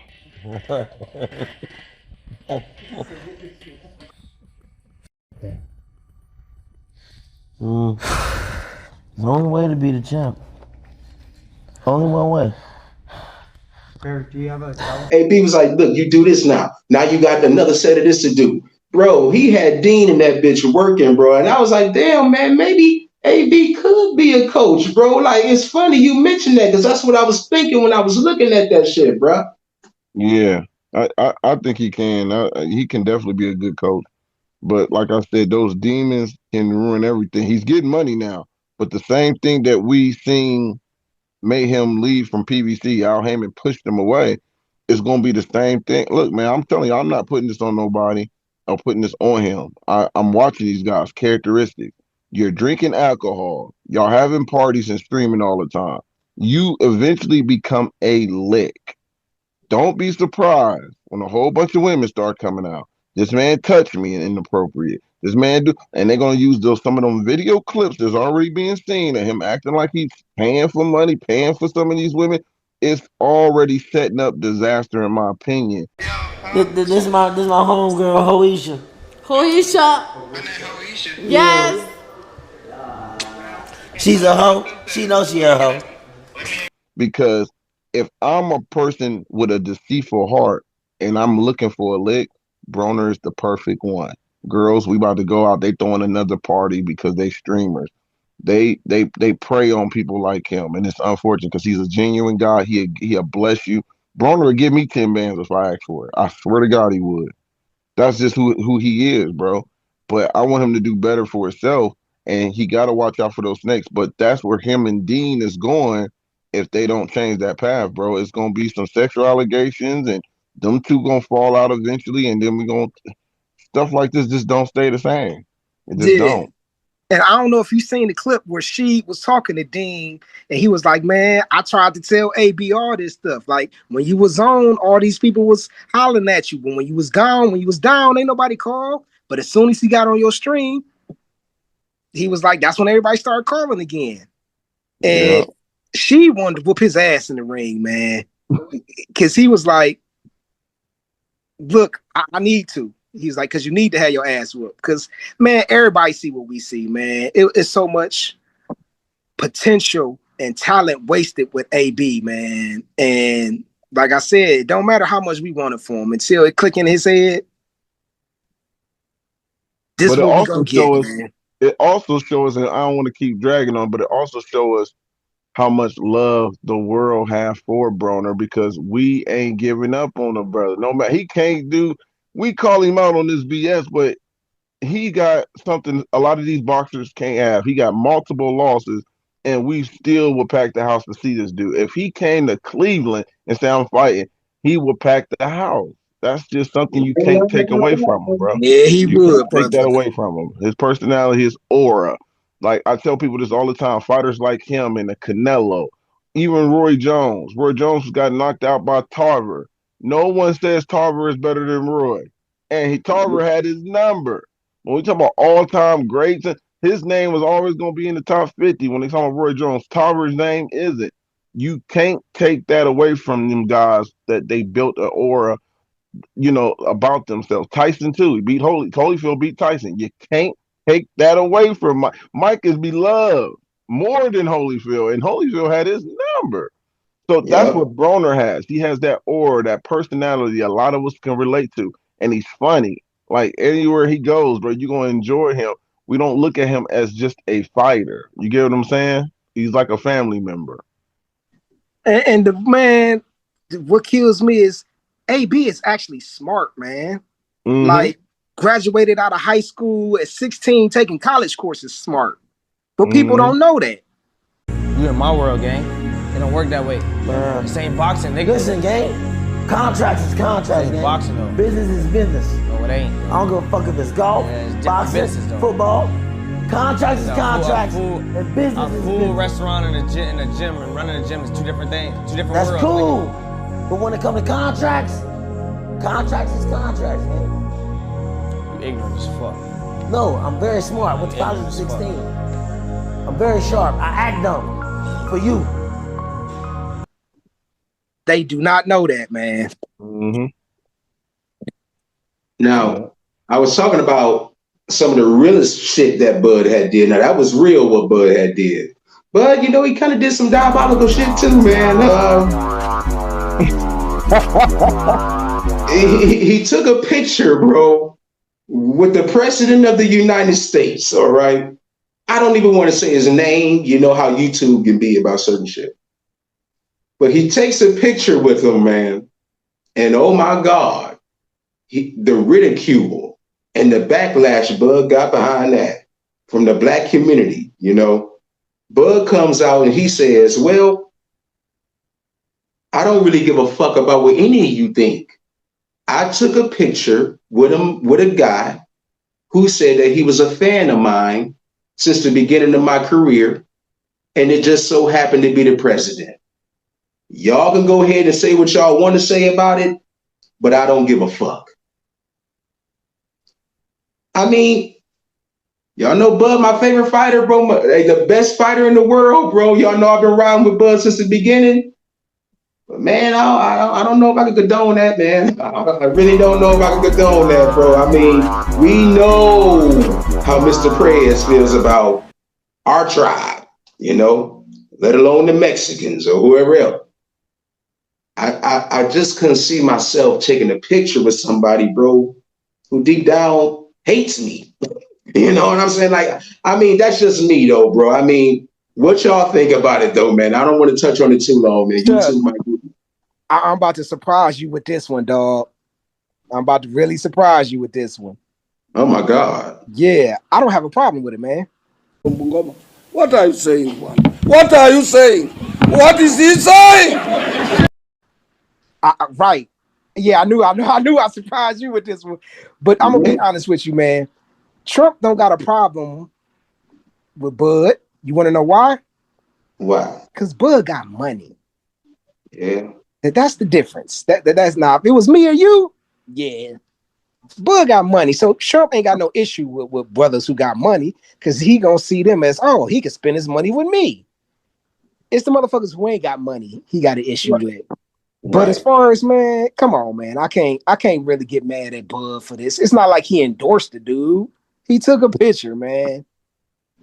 He ain't sitting up here talking about go vote for Trump or vote Democrat, vote Republican. Nah, he took a picture with a fan. I'm not about to crucify this dude over that when it's way worse shit happening, especially in our community, man. Nah.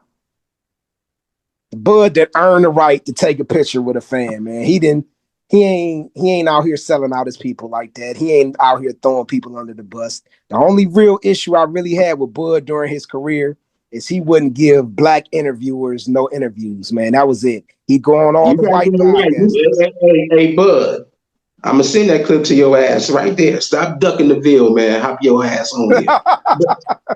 but Mr. Cleveland, I mean, I hear what you're saying. It ain't nothing wrong with Bud taking a picture with a fan.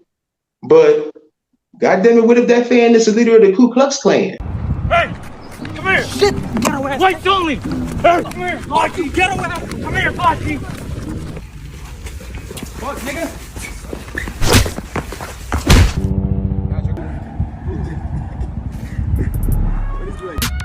Rip me out the plastic, I've been acting brand new. Nigga black?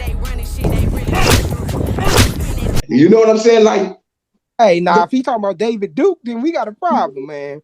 But I can't get mad at this shit, man. Bud ain't on that. Bud a stand-up dude. And I can tell that just by how his situation with Earl is going now. So I was getting ready to lead into that. All right. Yeah.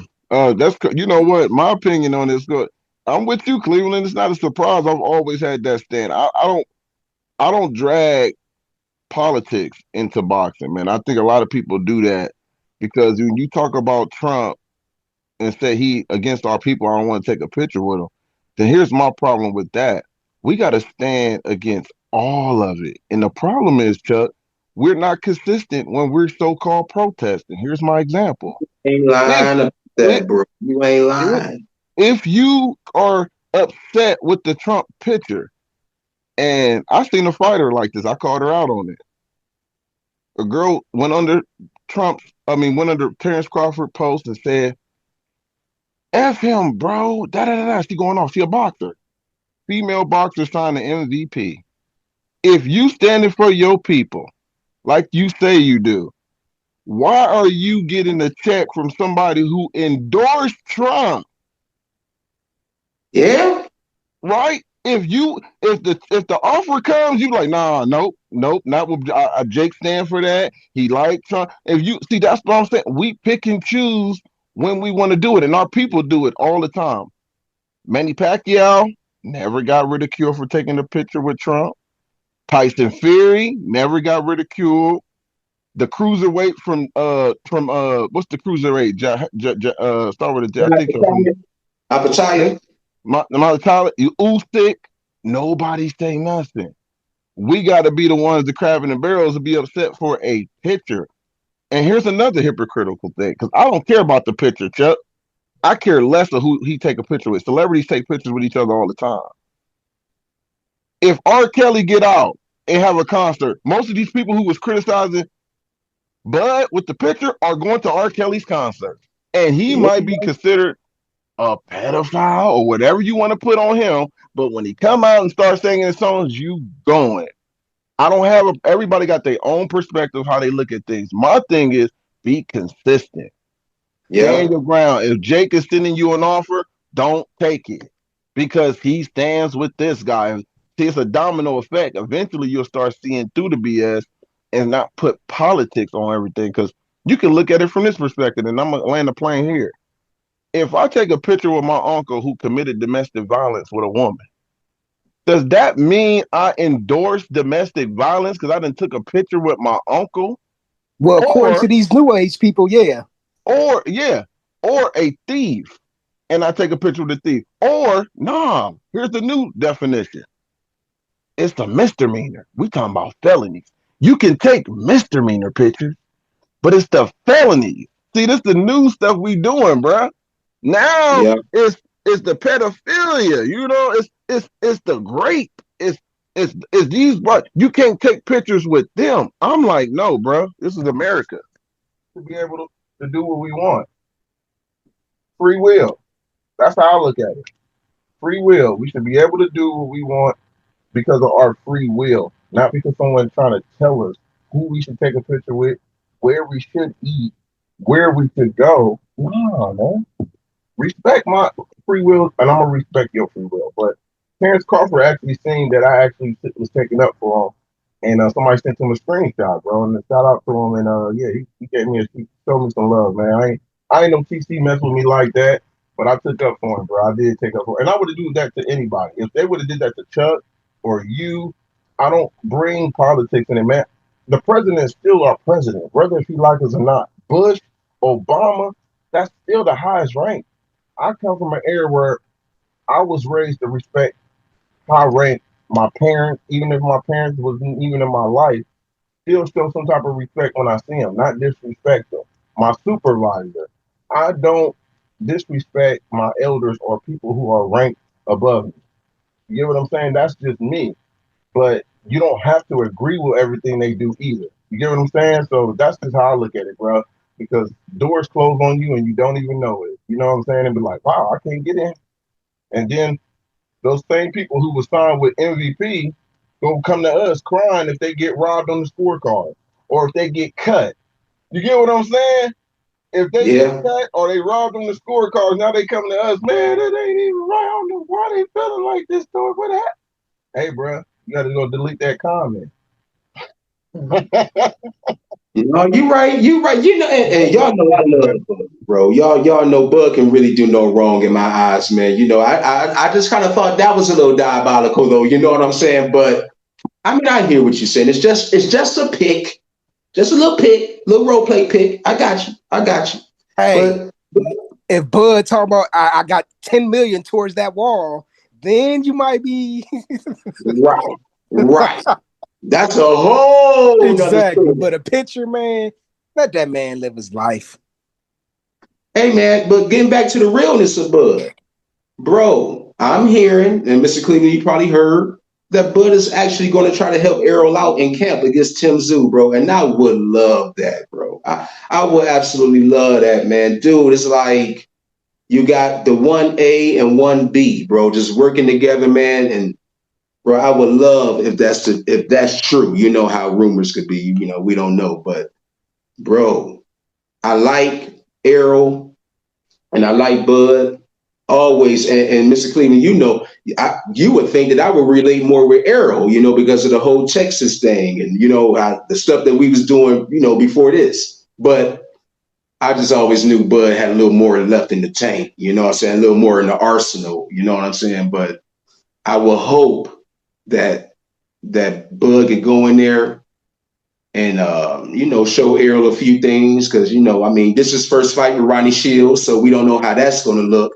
But if you can get a guy like Bud working with you, though, bro, like that's even more motivation for Errol, man, to go out there and get Tim Tszyu the fuck up out of here, man. But what you think about that, though, Mr. Cleveland? What you think about that, Mark? The pound for pound, well, not pound for pound anymore, he's retired, but the best fighter in the world going over there to help Bud, going over there to help EJ for Tim Tszyu.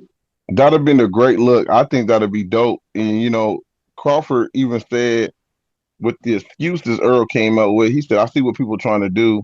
I ain't falling for that. You know what I'm saying? I already, I beat everybody to the punch by saying excuses was going to happen when I fought that boy. We go neutral. We can go there. Vegas or New York. And then when I stop him, they'll say he's too small. Hey, so when I stop him, y'all gonna say he was too weak. On my life. And he stayed at 147. You would not stop me. You would not stop me. Okay. Crazy. The person was smoking on. Ask Jamel, who the hardest been hit by. Hey, look, every person that you name, ask him what I didn't do to him. You know what I mean? So I think it'd be a good look for him to go help Earl. I would love that. And it would look similar to Mickey Ward and Gotti when they started working together. That was a good look, man, because they went to war with each other. That was 3 fights. And seeing them in the corner, we all rooted for them. There was nobody in the world not rooting for Gotti and Ward working together, man. We wanted them to win every fight. We didn't care who it was. You know what I mean? So that's the unity, and that's what boxing represents at the end of the day. And I'm gonna actually drop some exclusives with you right now because the connection I got with Bud's camp. Bud, it's a 85% chance Bud is coming back, brother. What are you saying, man? What are you saying? What is he saying? Oh, wow, man. I mean, damn. I mean, do you know against who? No, but I'm gonna tell you this. I'm not a fan of it. I get it. He want to come back. I don't know who it's gonna be about, but he's talking about coming back, bro. Nobody know about this, but he's talking about coming back. Facts. But I don't like this is why I don't like it. This is my opinion. The way he left the WBC, the way the president is calling him a coward, I wouldn't fight under that banner or anything for the WBC. I don't trust their judges. I wouldn't trust anything. Whoever he fight, he better be able to knock that boy out because I feel like they'll try to take that from him if it's a close or even some type, even especially a Canelo. Canelo got a draw with Floyd Mayweather by one judge. I just don't trust that. So that's my only thing about that. But if he come back with a boot, I don't know what he would come back for. That's the thing. But yeah, it's about an 85% chance. I'm going to be honest with you. The only thing I want Bud to do, it's the only thing I want Bud to do, go to 160 and get a belt. Go to 160 and get a belt. That's another division. He ain't never get up to 160. Fight Laura. Laura would be a good fight. Yep, that's a good fight, bro. Fight Laura, take his belt, then get the fuck out. That's it, bro. I don't want you doing nothing else. I don't trust you fighting Canelo again. I don't, bro. I do not. I don't want him to that's about it, bro. I mean, that's the only thing I'm really concerned about, man, with the Canelo rematch, man. I don't want him fighting Canelo again, dude, because I don't think he's gonna knock him out. They'll probably end up going to decision, and Big Daddy Mauricio gonna be there, to oversee shit. And they're gonna allow the WBC guy where you can actually still have certain things in your system to cheat. They got a limit. Come on now. Yeah. I don't want him doing that. Get your belt at 160, bro. Add to that arsenal, to that resume that you got. Add to another accolade you achieved, and get the hell out. That's all I want you to do. Mr. Cleveland, what you think? I think that Bud and Earl working together is great, and it's funny because I seen on the internet actual dudes who was friends stop being friends arguing about EJ versus Bud, and now you see these two dudes. Them dudes ain't enemies. They never was, man. Did you see the Pivot interview, or I think it was with the Pivot that Earl did? No. It was with Andre Ward. It was with Andre Ward where he was talking about the shit that was happening in his camp. Yeah, like 6-7 weeks. Like I didn't no sparring. Like it was just a lot of stuff that went wrong in that camp. Going into that camp, you and Derek have any conversation? Like, look, this is how we got to get down for this fight. Nope. Come on, EJ. Nope. Biggest fight of both of y'all's career. Man, that camp was booked. The whole camp?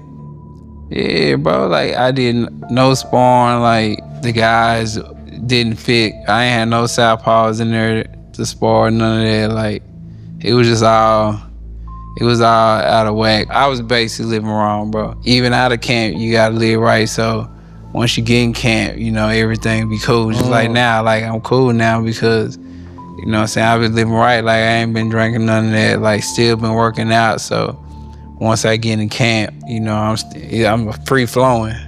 I'm free flowing in that camp, bro. Everything was just out of whack. But for me, I knew that this maximum payout, you know, is gonna take care of my family, even if I'm not here, you know. And I didn't know if I was gonna box again. Yes, you felt like that before the fight. Yeah, I felt like that before the fight. I'm still gonna fight, you know.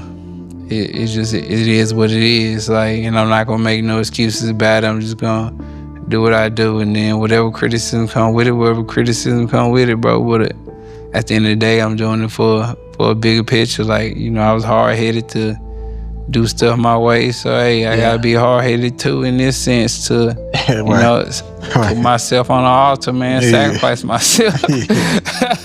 I feel that, but what I don't feel is going into that camp. Whose job is it to pick the sparring partners and to have that stuff on point? Derek, he the teacher, right? So when you're not sparring, what are you saying to him? I mean, we just working the mitts. You would think he would put on some gloves and have me like blocking shots and like not, but it was none of that. I'm getting whooped right now. Nah, man, that's crazy. Just feeling weak, depleted. Like even if I worked out, like I felt like I wasn't getting stronger. And what went on against Bud, and like Mark just said, Bud was like, I see what they trying to do. They ain't about to do it, man. And to me, that's how brothers are supposed to be with each other. He helping. He ain't letting the outside people try to dictate how he feels or what he does. I'm 100% with these brothers working together. As far as that stuff that Mark just heard, where he said about Bud coming back, man, that's what I told you from the beginning. The plan was to have Bud retire, have Canelo fight a chump and step up in competition and rematch Bud. And I was told Bud was supposed to get upwards of 150 million, man. That's what I was told soon as after that fight happened. And I told you about it. And you like, no, Bud retiring. I'm like, I hope you're right, because the only thing I can see happening in this is a setup, just like y'all said, man. Because I'm sorry, Canelo can't do nothing that's gonna beat Bud besides get robbed. Yeah. That's it. That's the only thing. He ain't got enough pop that's gonna knock out Bud, because Bud got a chin. He not gonna be able to outbox Bud. He ain't gonna be able to rough Bud up, because Bud just as strong as his ass. So the only way he gonna lose this fight is on the scorecards. Like Mark said, I forgot her name. They gave damn Canelo a draw against Bird, something. And the crazy thing about it is she's supposed to actually have family in boxing. So I don't know how she did that. Oh my God. But yeah, man. Hey, Bud, if you're going to come back, this is the person I want you to come back for. I've been saying this, and I said it all along. Chuck ain't want to hear it. Whoop baby Charlo ass, man. That's what I've been wanting ever since. I do like that fight, though. I do like it now. Ever since that fight with Canelo, where this motherfucker went in there just to survive, and Bud went in there and he beat Canelo, I've been wanting that fight. Cleveland, you right. At first, I was against that fight because I'm like, dude, you had your fucking chance and you dropped the ball against Canelo and not fuck. But you know what? Now I do kind of like that fight, bro. I do, man. If Bud gonna come back, to me, that's what he come back for. You ain't got to come back to fight Boots, man. I'm not. No. Or possibility where somebody at 154 or 160 gets all the belts.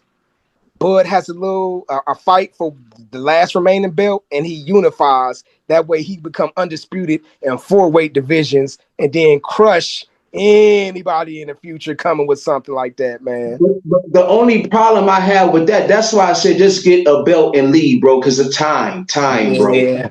You know what I'm saying? Now you gotta wait for this and wait for that, bro. And he's getting older. You know what I'm saying? Just get a belt, bro, and get the fuck out. You know what I'm saying? The good thing with Bud is he's the closest thing to Mayweather as far as discipline, staying in shape, not drinking, always in the ring, even when he don't have a fight. So that may be the key where a lot of other fighters couldn't get away with that, where he could, because he lives the fighter lifestyle, man. True. But you know, Mr. Cleveland, it takes too long for these fights to develop, bro. By the time he fight for undisputed at 160, if they go belt by belt by belt, he'll be damn near fucking 40. And that's why I said somebody already got 3 of the belts. He just got to go off and get one and then fight the dude. So yeah. That's how he was. I think that was the plan when Laura was supposed to fight Xander, and then Xander got caught cheating. I think that was Crawford was waiting for that, in my opinion. I think Crawford was waiting for that because that would have grabbed another. I think that would have been that was a unification fight. It was. You know what I'm saying? That'll narrow it down. I always say, I've never been a fan of undisputed. You fighting the guy that got 3 belts and he had to fight 3 different styles to get it. I always respect it. It should always be 2 belts and 2 belts. You know what I mean? I think Terrence he is undisputed, but I would have loved for him to beat Ugas first and then go into the fight with Earl, with both of them having 2 belts apiece, and then we can hear the 50-50 split. I just felt like Earl did the most work at 147. He was there. Yes, Terrence Crawford is a pound-for-pound fighter, but Earl was the best 147 pounder because he was there already. Earl did all the heavy lifting in the division. Yeah. Now that sounds familiar because I'm pretty sure that's what we was arguing about, Chuck. I said Bud was the number 1 in the world, but Earl was number 1 at 147, man. Yeah. I mean, because you got one moving up and down and moving up in weight classes. You got one dominating the weight class. Like, you got to respect. I knew Crawford was better than Earl, but accolades, I wasn't putting Crawford over Earl at 47. Been there. He had 6, 7 title defenses. He been there, man. You got to take it from him. So that's how I looked at it going into those negotiations. But Crawford proved that he was just the better fighter overall, and I respect that. So, you know what I'm saying? It is what it is. But that's just my thing with undisputed. That's like you take the girl to the movies, you go get her something to eat, and the moment you take her home, here I come. I come and get the Thank you for doing all that. Hey, thank you for getting her drunk and all that. The only thing I gotta do is just go home and handle my business now. Take her home. You know, Chuck. Yeah. Thanks for the help, Mark. Work in and I get a kiss on the forehead. You know, and she get the walk. I gotta walk her to the door. You feel me? Yeah. Hey, let's talk about that undercard real quick, man. This is gonna be a nice undercard in Australia, bro. I mean, I don't know any of them fucking Australian fighters but Tim Tszyu. But I'm glad that Jamal Charlo on this card, bro. We got Cool Boy Stephen Fulton. Mr. Cleveland was calling him Cold Boy, but he has been looking cold, as far as his last couple of fights, that's for sure. But I love this undercard, bro. I do, man. Like, it kind of took me back, man, to the old PBC shows, bro, when they used to have those stacked cards, bro. Like, you would see Thurman on there, and you would see Tank as he was coming up in the ranks on there. Like, dude, they had some nice cards. Jared Hurd would be on the card. Like, dude, it kind of took me back when I saw all those names and those faces on the board all on one card, bro. I said, hell yeah, man. Like, I'm very intrigued by this card now, bro. And I'm happy that Jamal Charlo, bro, I'm glad he's back, man. You know, we talked about Maul, bro, with the whole depression and everything, man. I'm glad he's getting back in the ring. I'm glad that he linked up with Errol. You know, Errol being in that camp probably did a lot for Maul, bro. You know what I'm saying? So I'm just glad that Maul getting back at it, man. And I want Cool Boy to step up and show everybody what he still got in the tank. You know, I really didn't like all the excuses he made as far as that O'Shaquie Foster law. Listen, I'm still like, okay, I lost my last fight. I didn't give a fuck about the fight after like I got home. I was just like, I'm still bigger than him. Right. Respectfully. Right. But disrespectfully. I'm still bigger than him. Like in the sport of boxing. Like, yeah, okay, I lost him, but it's still like, I'm still Steve Fulton. I still got more fans. I can still go fight a world champion right now, and they're gonna accept the fight. Right. Because of my name. Right. And you built that. And they want the and as well as money. I'm going my name, and you mean I've made myself that. So it's like once I realized that, and once I realized that, that's when I more so like, all right, let me stop playing. Let me turn this shit up on them. So what went wrong outside of the mental issues that you were dealing with? I wasn't listening. Because physically, I wasn't listening. You wasn't listening to your corner. You saying physically, right? No, I'm saying like you definitely didn't. No, there's no disrespect to O'Shaquie, right? No, I'm gonna let you know some shit. You didn't look like your normal self. I'm gonna let you know some shit. Yo, and this is crazy because I always keep a camera guy with me. Okay. So, and they knew that like it was like people that work for PBC that was in the workout room that morning. Right. So the night before the weigh-ins, I think I was like 4 or 5 pounds over. Right. I think I ran for an hour. I lost a pound. Damn. So then I went to go run again for an hour. I think I ran like 20 minutes and I just stopped. I'm like, I can't, my legs, like I'm drained. I had the hot suit on, I'm drained. I wasn't sweating. For 20 minutes I'm running, I wasn't sweating. So that's why I knew I ain't got nothing in me. All right, cool. I go downstairs, but my trainer, I'm like, yo, we gotta do something. Like, what you wanna do? So now I'm like, I got a sauna tent. I hooked that up, they hooked it up for me in the bathroom. I'm in the sauna tent for like a good 45 minutes. I get out, I lose like a half a pound. I go back upstairs, well downstairs to the workout room. I just stay on there for an hour. I'm just pushing myself. I think I lost a pound. After that, I went, it was like 4 in the morning. I ain't get no rest. I ain't get no rest the whole night. I was determined to make that shit. Right. But in the midst of it, I was killing myself. And it wasn't from like eating it. So like when people see me at the second weigh-in, they see my stomach, I already rehydrated. Okay. You know what I'm saying? I already rehydrated. That like if they just saw me going to the weigh-ins, I ain't had no fucking stomach. I ain't had nothing. So that's why I'm like, the media don't be like, the people that be on Twitter, they don't really, you know what I mean? So right then and there, the morning, I ran on the treadmill, I ain't lose nothing. I think I was still like the 2 pounds over. I then go to Lamont. I'm like, yo, I need help. Like, y'all got a hot tub or something? I need something. So I go up there. His security guard, all of them up there with me. It's this Lamont security guard, Wahid Hamza, and my John, my dietitian, my nutritionist. I'm sitting in the tub, right? So I'm just laying there. I'm like, bro, I can't do this shit, bro. I ain't got nothing in me. I'm telling my coach, like, yo, this is the fight right here, bro. I kept saying, like, this is the fight. I ain't had no fucking legs, right?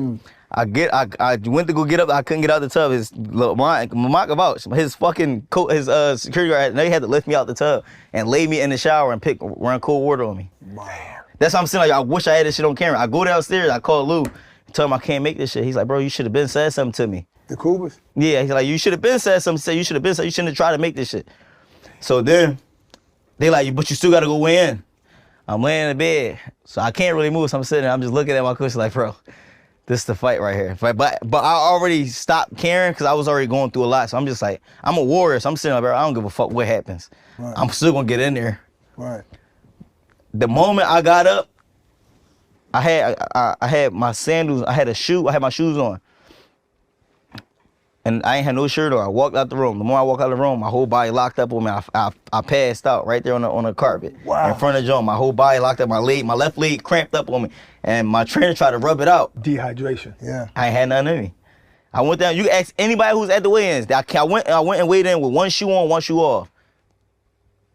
I swear to God, you can ask anybody. You know what I'm saying? But it's like at the end of the day, stop making excuses and give these boys the credit. You know what I'm saying? But I like the card, man. I do. I don't know who they're facing. I only talk what I know. I don't know this dude, Cool Boy, going against. I don't know the dude that Maul going up against. They're all underdogs, including Tim Tszyu. And I want America, bro, to put it down, man, and hold it down and get a big win for us. And it's funny, bro, because, in soccer, man, they just had the U.S. versus Australia, and we got at them. So we're going to do it in boxing, too, bro. We're going to get all them boys up out of there, bro. What y'all think about that undercard, though? What y'all think about Maul coming back? Well, I definitely want to see him. I want to see him. He been on a long layoff. I want to see him, man. I definitely want to see him. What was you saying about you? Some of the Australia? Yeah, I just seen that. It's crazy. It's so crazy even about the World Cup. I actually like Argentina. That's my first team, and then it's USA, man. Grew up with them, so yeah. But I seen that. I seen the Argentina and USA. But you said something a few seconds ago that Tim is the underdog. Tim is the underdog. All three of them underdogs. What is the spread? I don't know, but Tim is the underdog in the fight against Errol. Interesting. They might know something we don't know, bro. They might know something we don't know. But I mean, don't get me wrong. Errol took a bad loss against Bud, but Tim Tszyu, bro, he took some pretty bad losses, bro. And I mean brutal. All his losses. I get that, but we talking about somebody that's been out of the ring 3 years, man. Almost 4. What is it, 4? Going on 4? Earl been out of the ring 4. It's 3.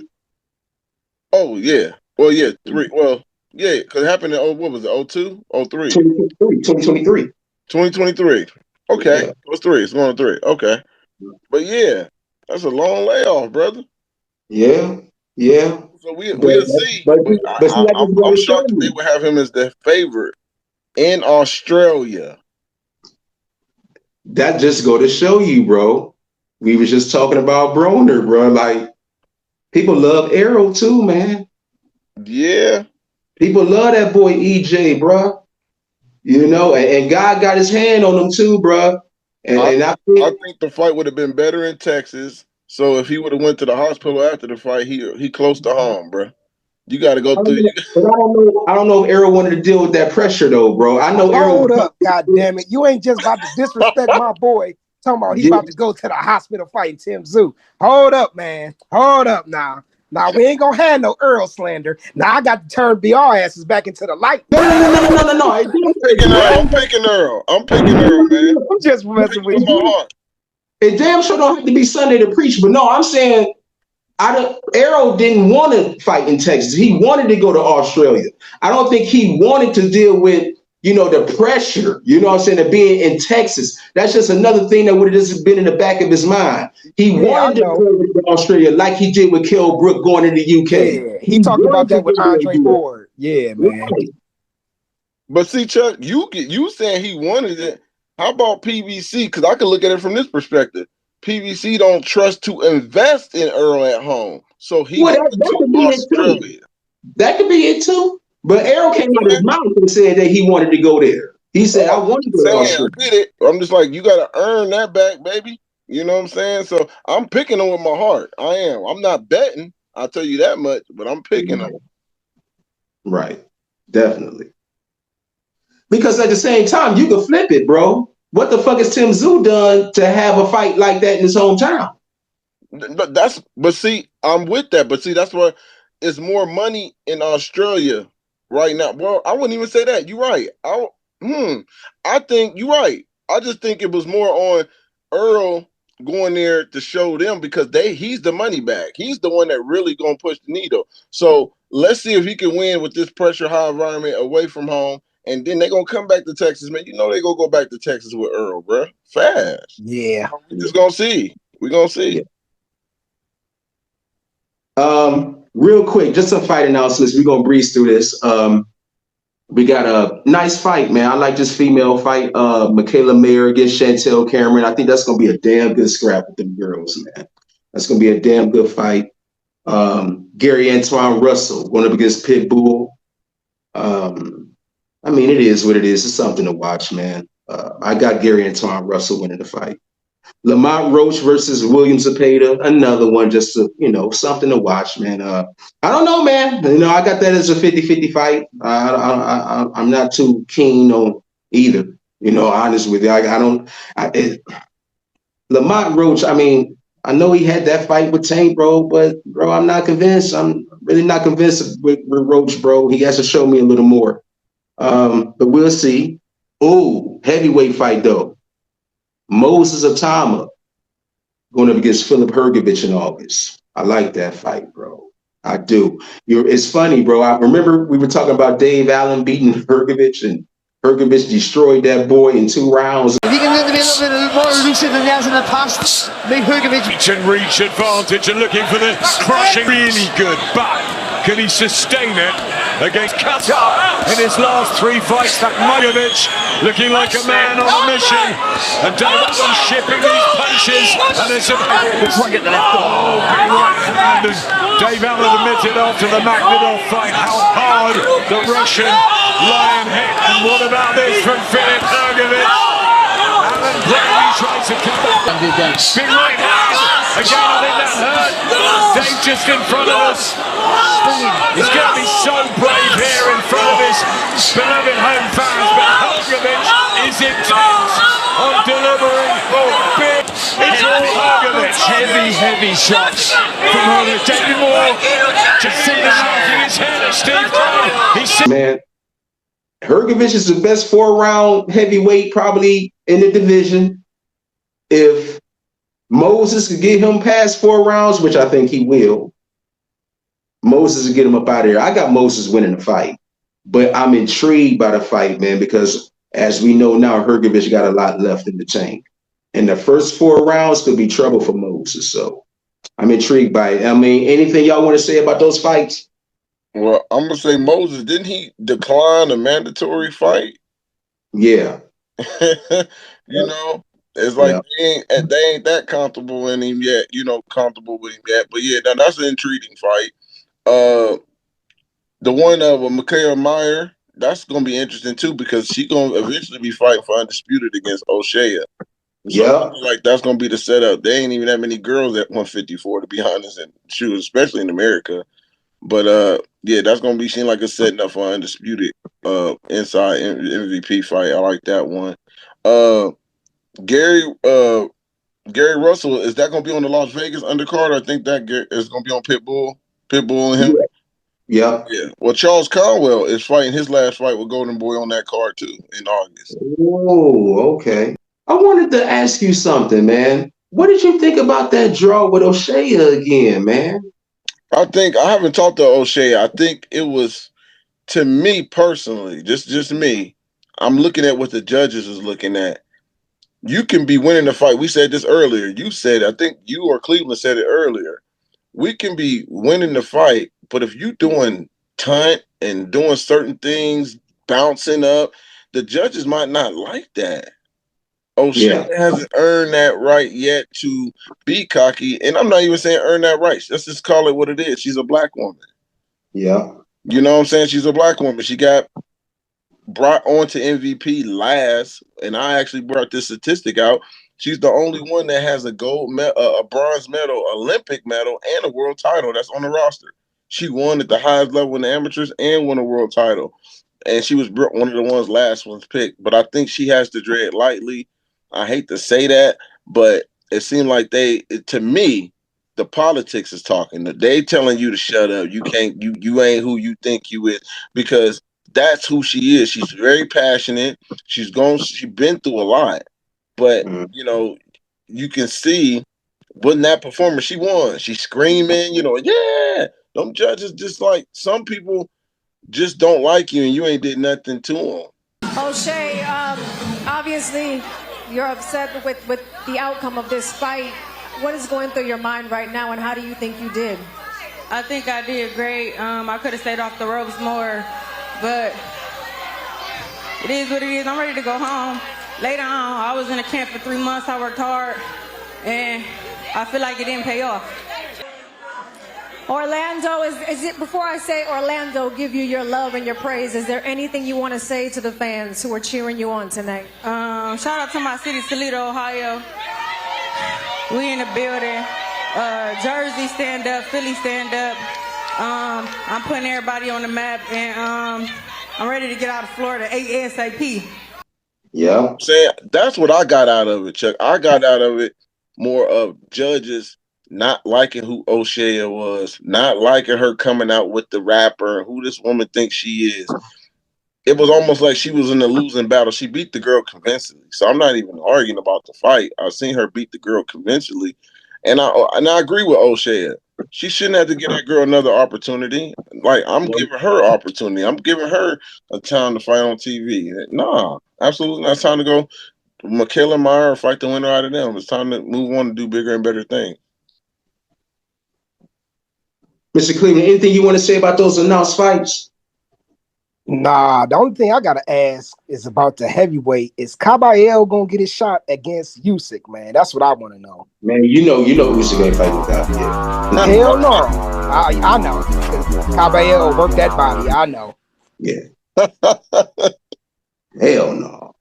But speaking of heavyweights, bro, I wanna give a little honorable mention to King Kong Ortiz, bro. I just wanted to show a little love to King Kong, man. KTFO, the after party show. And it ain't over yet, hard hitters. A double dose. Gotta show love to the great ape, King Kong Ortiz. Check out these clips and I'll get back with you.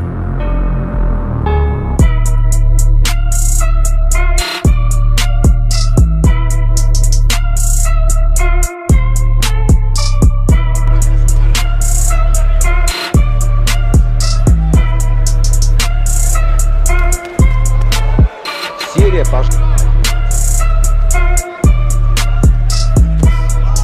Я думаю, все.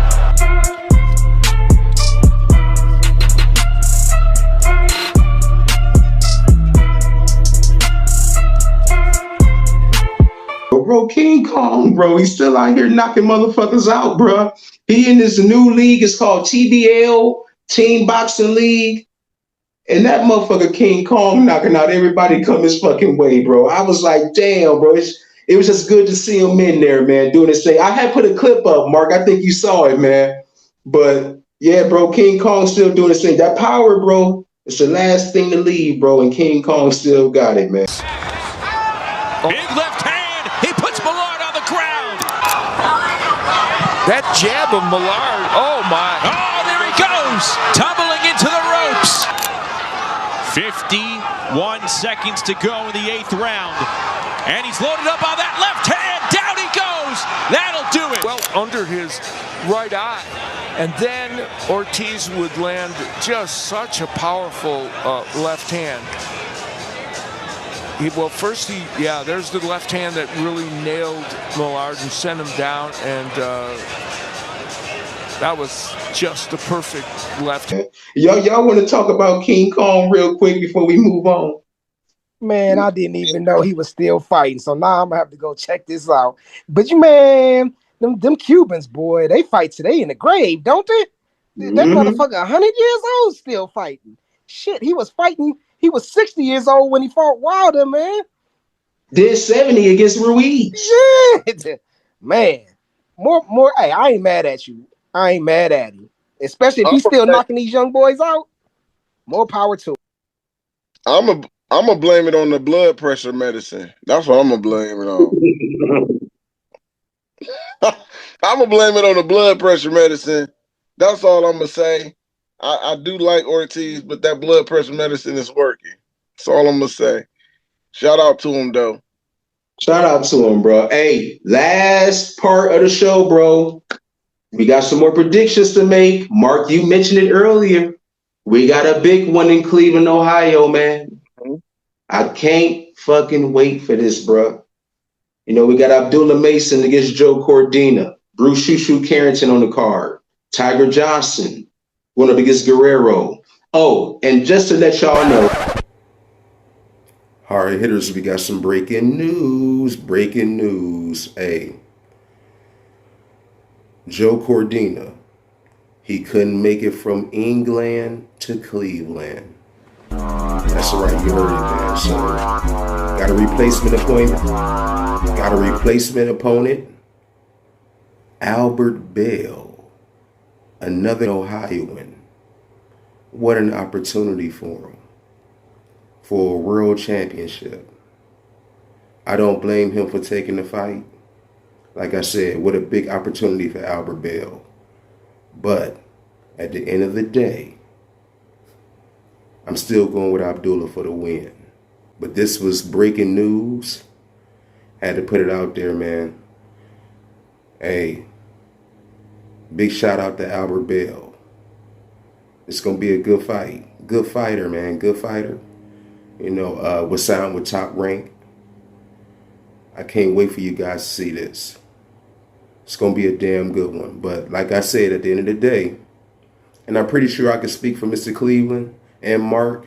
You know, Mark, he definitely would have probably gave me a little more of an argument earlier because I said, you know, Abdullah going to run away with this one. Mark like, nah, it's going to be a fight. So I'm intrigued to see it. Oh, and one more thing. Mark Naw did an interview with Albert Bell a while back, talking about the possibility of going up against Abdullah Mason later on down the line. And this is what he said. Check this out. You got Abdullah with the WBO strap, and you know Jay Prince is under him. You know, I was talking to, you know, Ohio versus Ohio, you know, that's a great matchup. Eventually, if that comes down, do you think Jay Prince will still try to make Abdullah, you know, put Abdullah in there with you, knowing that he has avoided you before? Because a lot of people didn't know that, you know. Some people, you know, Jay Prince is the guy that have told some guys to avoid you before. I mean, I can see it because I know what type of fighter Abdullah is. You know what I mean? And yeah, and because like I said, it would be something to offer now. If like I said, if you got gold gonna chase the gold. It's something there. It's not just a high risk, low reward thing now. Now it's high risk, high reward. You know what I mean? It meets I the get what you're means. You saying, get what I'm but if you saying? look too good, it might be some politics to play. I'm gonna just say that. Yeah, If you look it can be, but that right now, that's not even really what I'm like aiming looking. at, yeah, I got you. Yeah, you I know, got you. like you know what I mean. Them my guys, whole family, like them my people. You know what I mean. But you know, for Right. competition, if it comes that and it comes for all the marbles and If the or if money's it's right, or like if you it's said, looking the good, money's right. But right now, like I'm not even. You know what I mean? I want him to keep doing his thing, you know what I mean? Elevate, go crazy, defend that strap or whatever. If that time comes for us to cross that bridge with one another, then that time come, you know what I mean? I'd be open to it. But right now, let me clear these other cats out, you know what I mean? And get Y'all, is this y'all still hardware. working? Is y'all still working together? Cause y'all spar. A lot of people don't know y'all spar. You know, y'all We ain't sparred. I haven't sparred him since he won his title. We sparred a few times last year. Though we probably sparred about probably 6 or 7 times last year. And great high level work. Great high level work. Good stuff. Good stuff. Okay.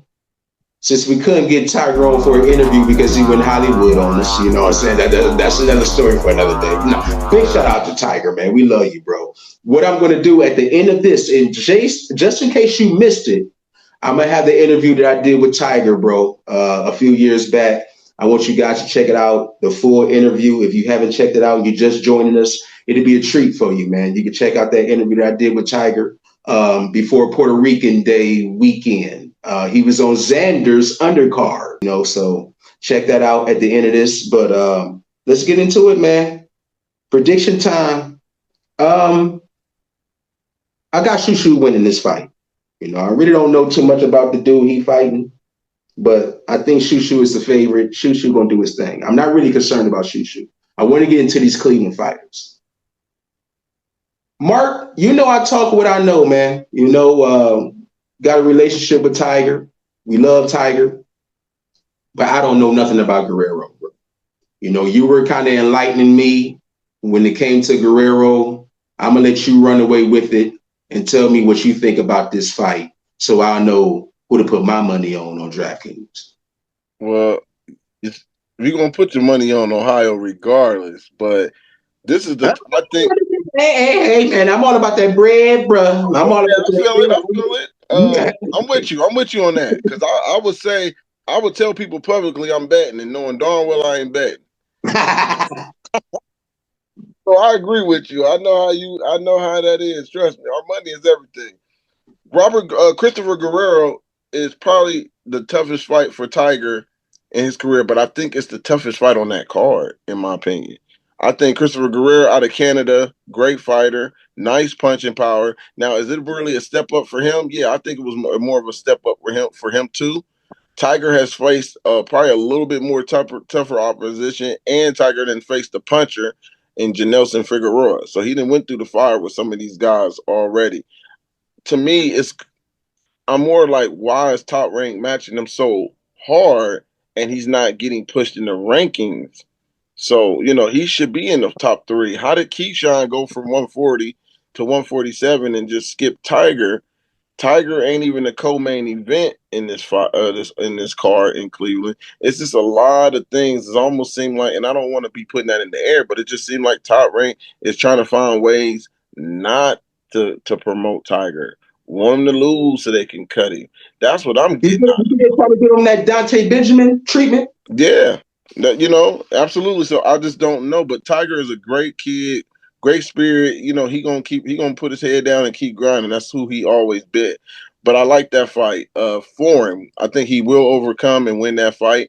The problem I got with the fight is I don't think he's gonna get as much credit because people don't know who Christopher Guerrero is.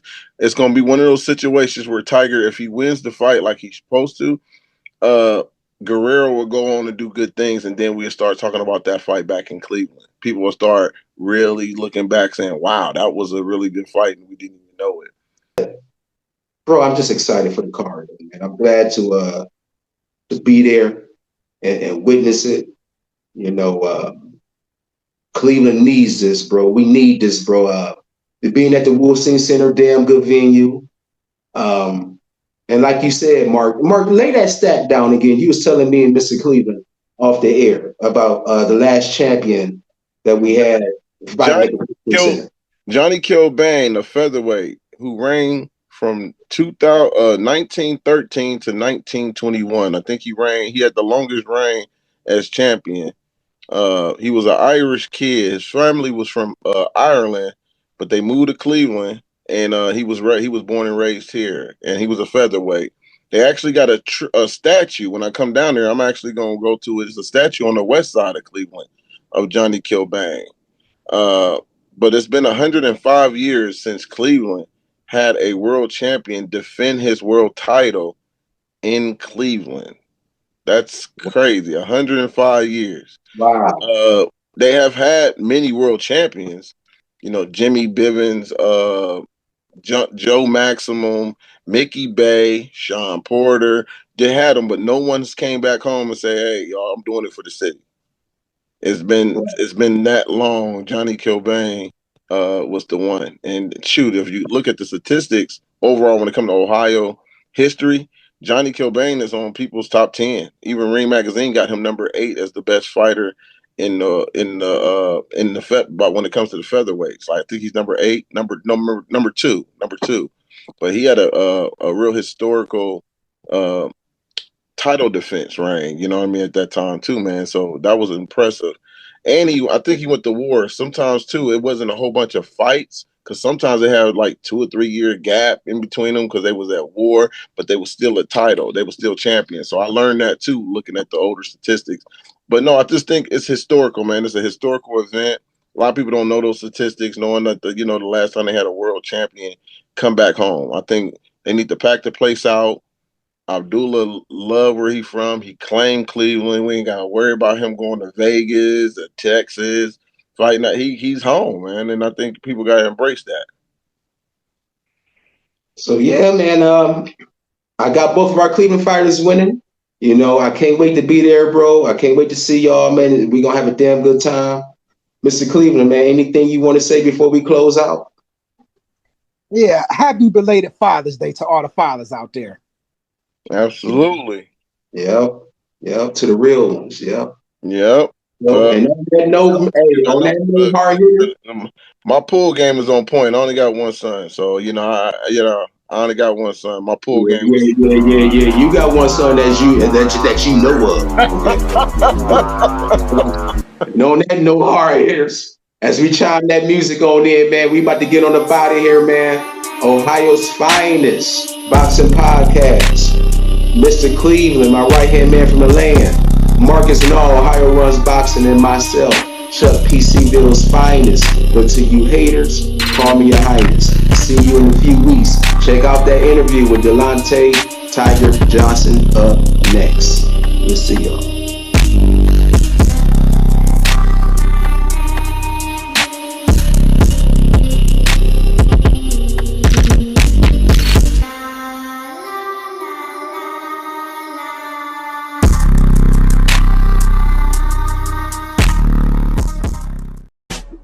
This is Chuck P. C-Ville's finest, and you watching another edition of Realville Boxing Talk, another hometown edition.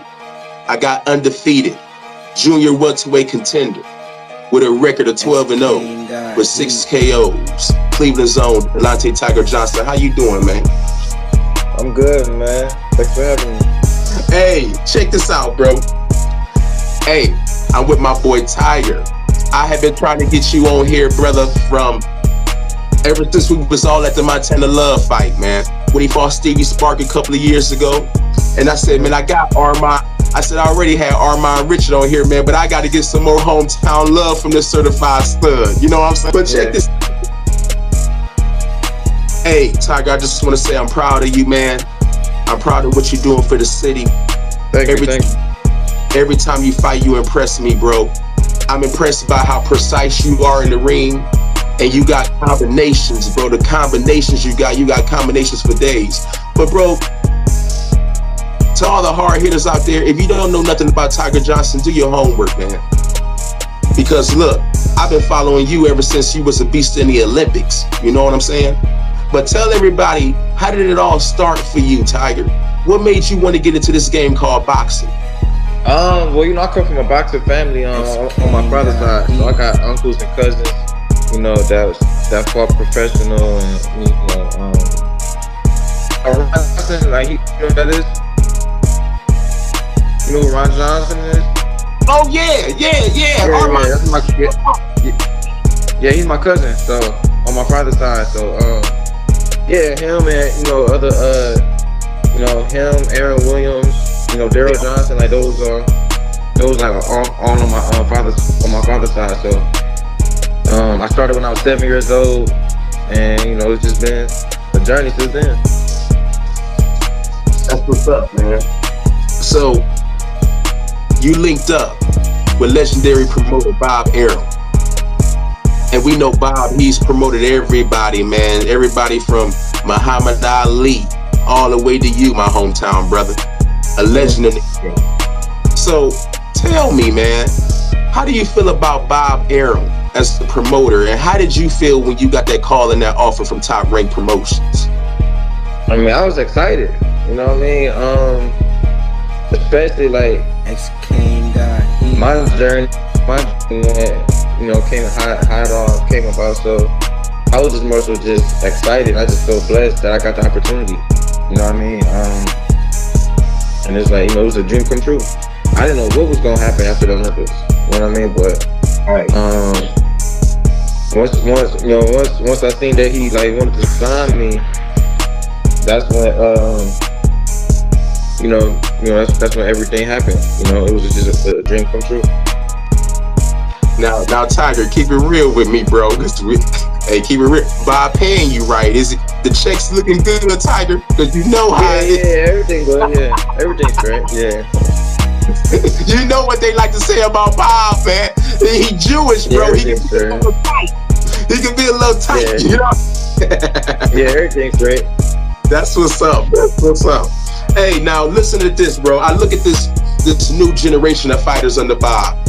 I look at fighters like yourself, Shoo Carrington, Big Baby Anderson, another hometowner in Abdullah Mason under Bob now. But what do you want out of this business, bro? How are you going to separate yourself from everybody? I mean, is it the money you want? Is it all about the money, or are you chasing legacy? Do you want your name to be up there with the greats? You know what I'm saying? Like, what are you looking for out of this, man? I mean, all of the above, for real. I mean, it's all of the above. You know, I want to go down in history. You know, of course, I want to be able to. I want to create generational wealth.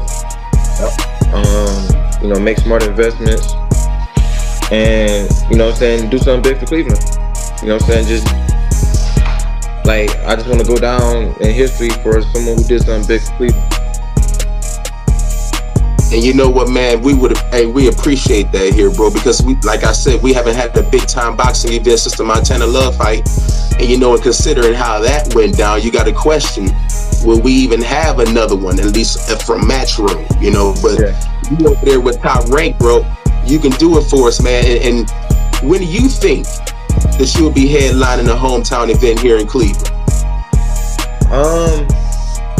Hopefully next year. You know, this year is. I feel like this year is like more of a. Just stay active. Just getting me ready.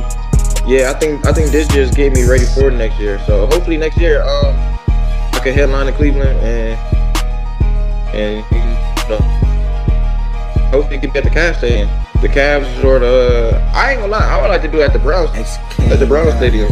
Man, oh my God, bro, I would love for you to do it in the Browns Stadium, man. Oh my God, and we would come out. I would like to do it at the Browns Stadium.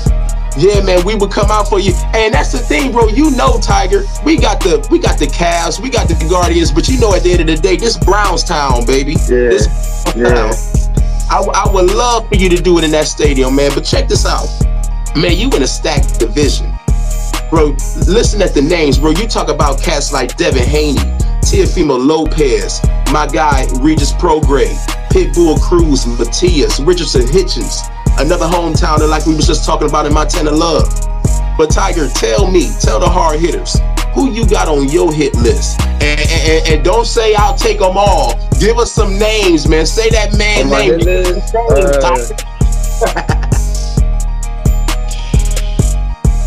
I ain't gonna lie. I want to fight. What's his name? Delgado. I want to fight Delgado. He's one of the contenders. Polanco. All right. Oh, okay. Hey, you might be telling me some stuff you already got coming up next, huh, Ty? Yeah. So Polanco, Delgado. You know, guys like that. Like I wanna get them. For right now. Yeah. As for right now, that's what I want to get. I ain't gonna lie. Like but like once I get to a point where I'm coming for the belts, it's on the flow. Then it's whatever. Whoever got the belts, I'm coming for it. Hell yeah, Tiger. That's what I want to hear, man. And I know you could take them all out. You got the skill set. You could be any one of those guys, man. You can give them all hell. But check this out, Tiger. I always wanted to know, who was your favorite fighter that you like to watch? Who was your favorite fighter when you were coming up? Man, I got a lot of I got a couple of favorites. Sugar Ray Robinson.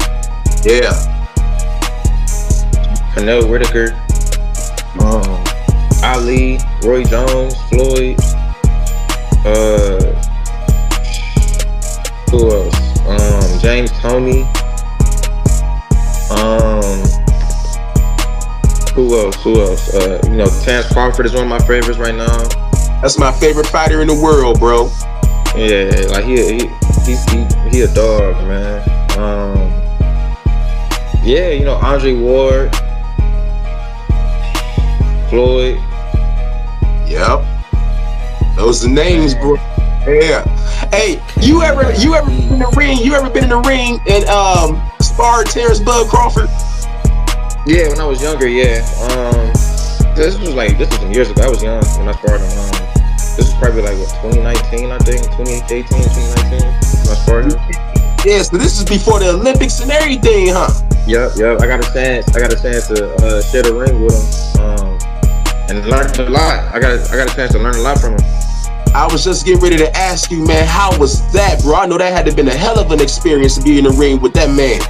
Yeah, it was. You know what I'm saying? He real strong, and like his techniques and how he do things is like, I learned a lot just from being in the ring with him. And I even watch him. I watch him fight all the time. Like sometimes I just sit there and just pull up just a bunch of fights, and then just sit there and just watch him, just try to learn things of how he like certain movements that he do, how he set punches up, how he be setting up traps, just all types of stuff. And then he's just a dog on top of that. So I try to learn as much as I can from him. Bro, I'ma just share something with you real quick, man. Dude, I grew up on Peter. I don't know if you know where that's at. Like Peter? Yeah, right by Cleveland Clinic. You know what I'm saying? So, dude, I knew this dude named Kiki, man. He used to box, bro. Kiki. you know Kiki? Yeah. Bro, when I saw him, man, I said, damn, man, like, his style kind of reminded me of Bud, but on a much lesser scale. You know what I'm saying? And I was like, damn, man, when I saw Bud Crawford the first time, I said, damn, man, that motherfucker kind of remind me of Key a little bit. You know what I'm saying? Then I watching Bud, I said, dude, I'm a fan for life, man. He a generational great, bro. And I tell people, man, instead of downing Terrence Bud Crawford, you need to appreciate this man because you're witnessing greatness right before your eyes. Yeah, no, that's a fact. Yep. Hey, but Tiger, check this out, man. Tell everybody how they can follow you, man, so they can know what's happening next with you, bro, because you know we gonna tap in with you here in Cleveland, man. Let us know how we can follow you. Yeah, follow me on Instagram and Twitter, Tiger Johnson 216. I'll be fighting June 8th, New York, Madison Square Garden on ESPN. And you know, I appreciate all the love and support. And we go out to, you know, knock them down. Tiger, June 8th. Who's main event in that card? Xander. Okay, all right, Xander. Right, From Puerto Rico.